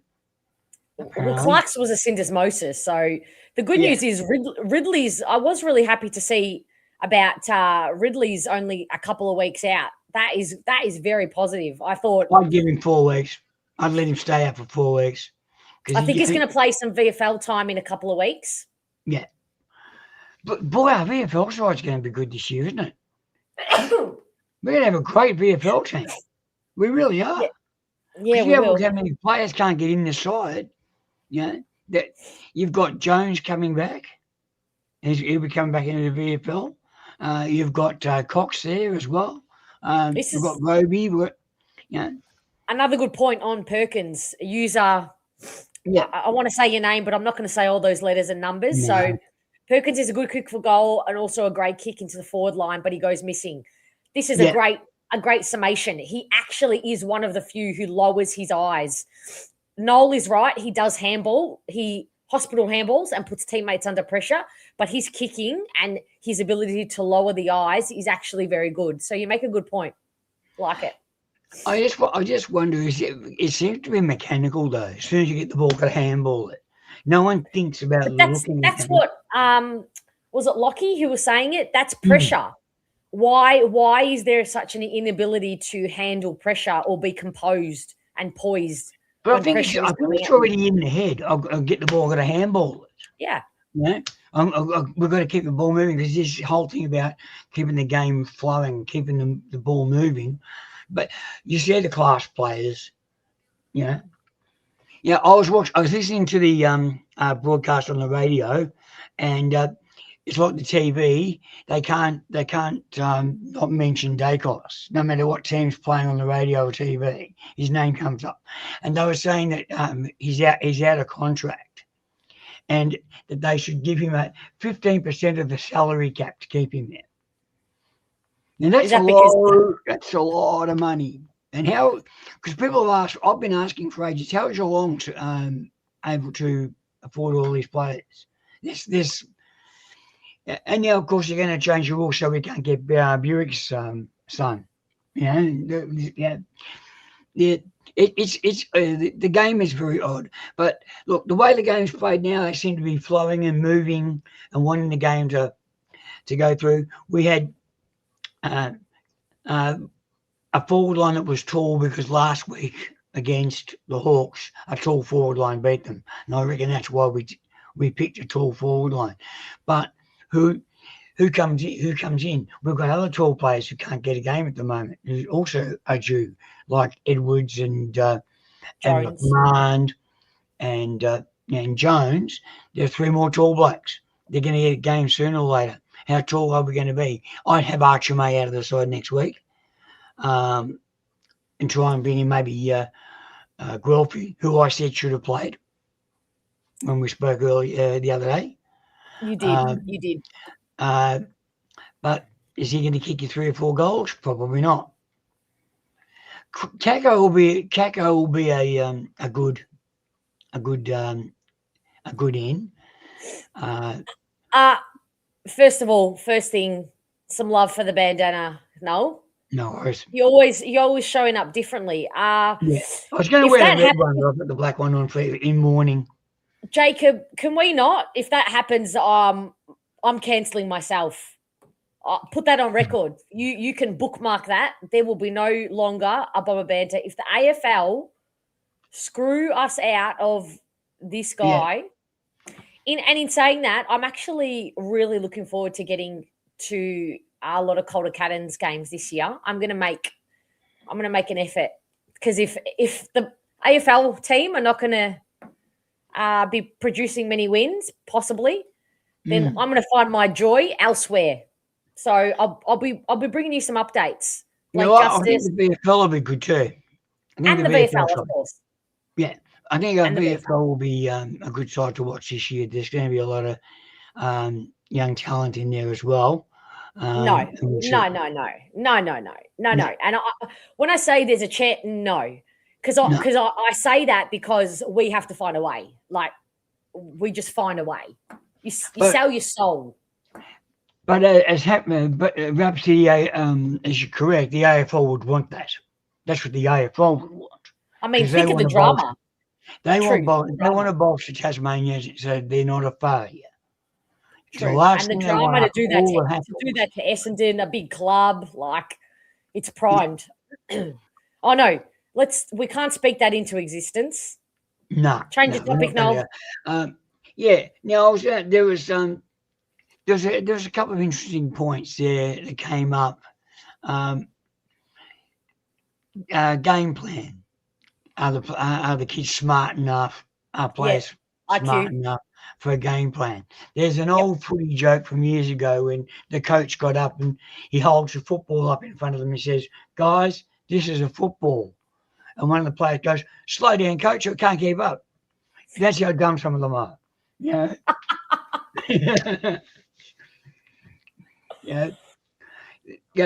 There's some dumber. You've got to dumb it down. But the game is getting more and more complicated. You see the meetings they have to go through, and all these tactical things that they talk about. Just get the ball and find your teammate in the same colour jumper as you and kick it to them. Make it simple. But coaches complicate the game. Question I had to ask. I was listening to Terry's Blues thing because I wanted to hear all the bitching and moaning from Carlton supporters. It was hilarious. I know you get joy from that, but then I live in such fear that that's what opposition fans are doing here in watching us bitch and moan. I wanted to know whether Lynch had money on Carlton. I mean, but Atush, would you like to confirm nor deny that there was a bet placed? Did they need to do an investigation into Tom Lynch bank accounts? Yeah, two goals there. But and the 2 goals he got from free kicks anyway. From like one was a 50-meter and the other one was a blocking free kick in the goal square. But I knew Carlton were going to win because Richmond kept missing. I thought, well, Carlton only has to kick one and the game's over. True. So, but yeah, the way things are at the moment with the footy, I think we'll do okay. I mean, do you really think that? Let's not jump off just yet. Okay. I think. I mean, well, one game down. There's a lot of young kids. It's tough to get young kids and a team that hasn't gelled yet because we still haven't. They haven't all played together yet. It's going to take 3 or 4 weeks. It's not going to. We're not making finals. We know that. Yeah. None of us have thought that. But I think we'll be better than what that looked like. Because what we got let down by wasn't the young kids. The kids didn't let us down. It was the older blokes. You're right. It was the older blokes. And they need to pull their fingers out and say, don't worry about the contract, dude. Don't worry about how much money you're making. Worry about this thing called the ball and your teammates. Because the blokes that let us down, other than Redmond, I thought McGrath played all right too. The big bloke, the blokes that let us down. Blakiston got hammered a bit in the ruck. but he did some nice things. So most of the kids were fine. It was, it's some of the older blokes. Parrish needs to pull his finger out. Merritt was only there to get stats. It was a great moment when he kicked the goal, though. Were you at the game? Yep. Yeah. That cheer is the loudest I've heard in a long time. And people were standing up where I was after that goal. Essendon supporters were standing up. So, for whatever people might think about what happened with Merritt and whether they like him or not, he kicked that goal. There was a spirit there. Unfortunately, nothing else came from it. But the fans liked it. The fans around where I was sitting were standing up after that goal. And the people leaving it in third quarter, disappointing, guys. Come on, just support your club. You don't leave if you're 10 goals up. I agree. I have to disagree with you, Noel. I don't believe in the necessity to sit through something just because of... You don't go through. You don't leave it third quarter. Maybe halfway through the obligation. I don't care. I don't care when you leave. I don't think you're any less of a supporter if you leave early. I think. Or especially if they're sitting down there bagging them the whole day and then they leave at 3/4 time. That was, there was a couple sitting up the road from me bagging everything that was going on. Look, young team, we've got a long way to go, but there's some talent there. There's some potential there. I think we'll see. Sharp will be a good. Sharp will be a good player. The Condor man played some. Was running in spaces. They just didn't kick it to him. He was in perfect spots 4 or 5 times. I think you probably saw on the replay where he's on his own and they didn't kick it to him. It's and the he's same the with first Zach player Johnson. apparently in league history to have the word dog in his name. It's the same with Zach Johnson. He was on the end of a few chains, and they just did not use him. They did not use him. And he's a great user of the footy. Johnson. He showed it in the second half. He came alive, and they used him more, and he showed what he could do. And you were saying about how Dersma went. Where do we want to play Dersma? We're on the wing, don't we? 100%. Yeah, he was handy. He kicked a couple of goals. He was handy. He was good, but I thought he was good. I thought he was good when he was on the move, and when he was being that conduit link, but not from the half forward line, from the wing. Yeah, I didn't really notice Pryor too much. So whether he played on the wing or half back, or didn't really notice him that much. Out of the defenders, him and Reid were the ones that were hardly sided, I would have thought. But we give Reid a mulligan because he hasn't played a lot of footy, and I think he'll be better for it. We get to meet one of our old sparring partners next week. I think you might be playing the hyphenator for Port Adelaide. Who? Zirk Thatcher.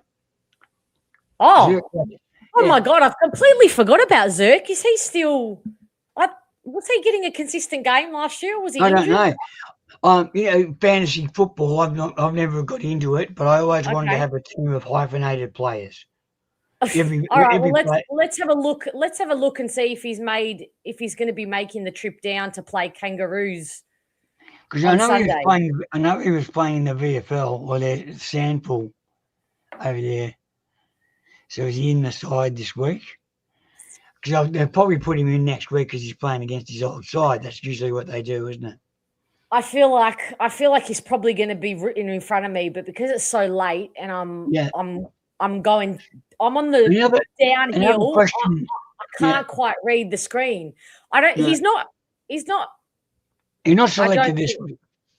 But they'll pick him because he's playing against us next week if he's doing any good. I don't know if he's injured or not, but another question for Terry, who's talking about coaches.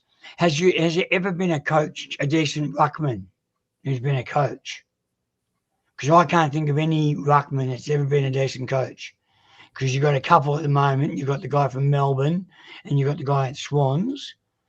But I can't. I know Ron Alexander coached briefly. There's been a few in the past, but none of them were premiership coaches. And I don't think there's ever been a ruckman who's ever made a decent coach. And most people might say because ruckmen are pretty dumb. because the air's got to, the blood's got to go a long way up to get to the brain of these tall blokes, and not like us short people. But yeah, so that's a good trivia question, is to find out whether there's ever been a decent ruckman coach. And I think Lee Matthews might need to have a chat to him as well. I think Lee Matthews was a pretty good football player, and he was a pretty good coach too. Well, I don't know rare. about that. Atush is right. Dean Cox, he was a big ruckman. Yep. And the other other guy, Stephen King. I'm sensing a pattern here. I don't think I'm wondering who you think is a good coach. Stephen King. Oh yeah, Melbourne's coach. Yeah, he's no ruckman, but there hasn't been too many ruckmen. There have been good coaches. All right. Well, the jury's out. We don't know yet on Stephen King. There's huge raps on him. Like huge raps. I like what he's done. He got rid of the very trouble. positive. I feel, I don't know, it could be just me. I don't know, chat. What do you think? I feel like the media have been very positive about Melbourne. And it's strange given the off-season they had. I mean, I know they kind of committed to a rebuild and they offloaded Oliver and Petrarca, but I don't know. They're getting a really nice, easy, fluid, drama-free ride. We'll wait and see. They haven't done anything yet, though. So, yeah. But what... Yeah, but that didn't stop Carlton and Essendon getting crap. Yeah. Well, Stephen King did something that Malcolm Blight did when he went to Adelaide Crows. He got rid of the troublemakers. He pissed off the guys that were causing all the disharmony at the football club. Because if you have Tony Modrell was one of the great full forwards, but he never played in the premiership side. Malcolm Blight didn't play him in the premiership side because he was a troublemaker along with two or three other players that were at Adelaide at the time. If you were a Victorian coach, they treated you like shit.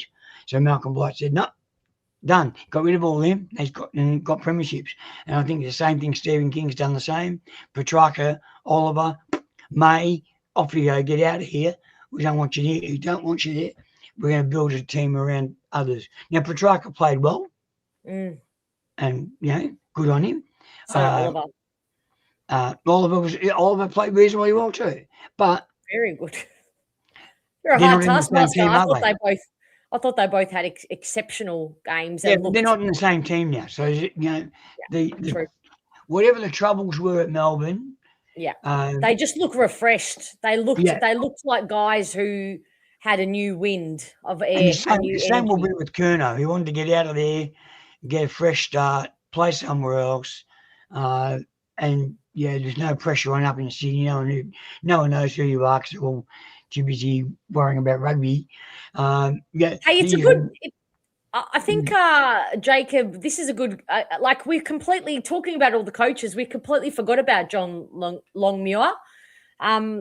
It's interesting. I don't know. I'm not as bullish about their list as a lot of people in the AFL are. I'm bullish about their midfield. I think it is complete. It is they really have a really complete midfield in terms of balance. But I don't know. Yeah, Longmuir hasn't proven himself much, and neither is we'll wait and see on another one of those first tries in Adamuze, because I think we were interested in having him as a coach at one stage. So we'll see how Adamuze goes.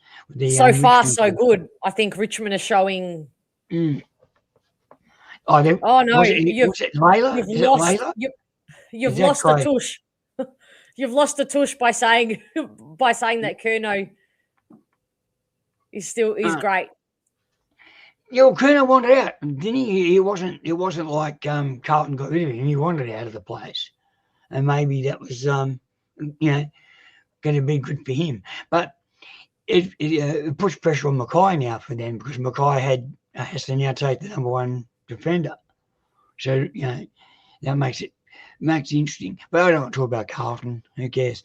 But yes, look, I think let's not jump the gun on the Bombers. I think we've got a few weeks of difficulty, but we've got North Melbourne to come up.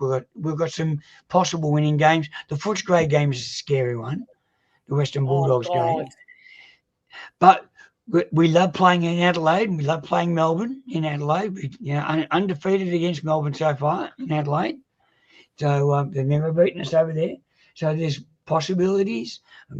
And so let's hold out on jumping off the Bomber bandwagon at this stage, and just cool our jets, because I think the talent's there.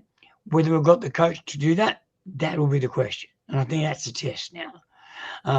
But and there's also the theory that if you played, I think the theory was with Carlton as well, if you've come from the Gold Coast or a team where they haven't played in front of a big crowd, that player tends to have struggled. And I think that's what Fiorini's problem was. First time he played in front of a big crowd, but it was a disappointing crowd, wasn't it? I think it was only 71,000 in the end. Yeah, I think they were expecting 85,000 with all the build-up of the merit thing and all that. They were expecting a huge crowd. It was supposed to be sold out and all the rest of it. I knew it wasn't sold out because the club were still pushing tickets right up until like yesterday. So I knew it wasn't sold out. But yeah, 71,000. I don't reckon the AFL or the clubs, either club, will be pretty happy with that from an Essendon point of view. Didn't they only get about 70,000 on Thursday night as well? And they didn't get a big crowd Thursday night either. Oh, yeah, I don't know. I can't confirm that. Interesting. If that is the case, very interesting. It sounded like a big crowd, but it certainly emptied out at 3/4 time when people left. But it did. Yeah. Anyway, no, we might leave it there. It's been a long one. It's late, and I need to get snooze. Thank you for bringing us home as you always do. Thanks for having me, Fiona. Appreciate it, bro. The bro is acceptable from you too. When it comes in peace, it's completely accepted. Everybody, I've got the hippie look today, haven't I? So yeah, gay. Thank you. I want to leave you with a joke. You've heard quickly, of because your girl is about to fall down. You heard of Bono from U2, and this is a true story. Bono from U2 bought a supermarket as part of his retail, portfolio. He bought a supermarket in Lithuania, and apparently a lady went to the supermarket and she still can't find what she's looking for. That was my YouTube joke. So the people who watch into U2 will understand that joke, I'm sure. Okay, maybe tomorrow. And the ladies who sit behind me were on the wine before the game even started, and they've asked me to bring port to the Anzac Day game. I have to bring a bottle of port, sneak a bottle of port in, because we're going to need a bottle of port when we play Collingwood in Anzac Day. I mean, anyway, thank you. Like, subscribe, make sure you look after this lady, because she's a star and she's doing great work. And she won't be talking to us soon when she starts talking to all the football players and getting her own TV show and all that. I'll never leave you behind. I'll never forget the fan cam community ever. A few things that I've completely forgotten because it's 2 a.m. But anyway, biggest love to every single one of you. Like, subscribe. There's been so many of you here tonight. So thank you. I can't believe there's still so many of you here tonight, but hopefully you feel better. I kind of do feel better. The sun will come up, and we'll be back again supporting next week, next Saturday. Is it Saturday or Sunday? I've completely forgotten. Yeah. And we've got a stupid Sunday game against the Bulldogs. It's Easter Sunday night against the Bulldogs. That's a weird time slot. It's going to annoy me. Sunday. So back here Sunday, fan camps probably at about 6 p.m. So bring your dinner. We'll have dinner together and talk about the game. Hopefully it's a win. I think Essendon supporters, I think we could do with the morale boost.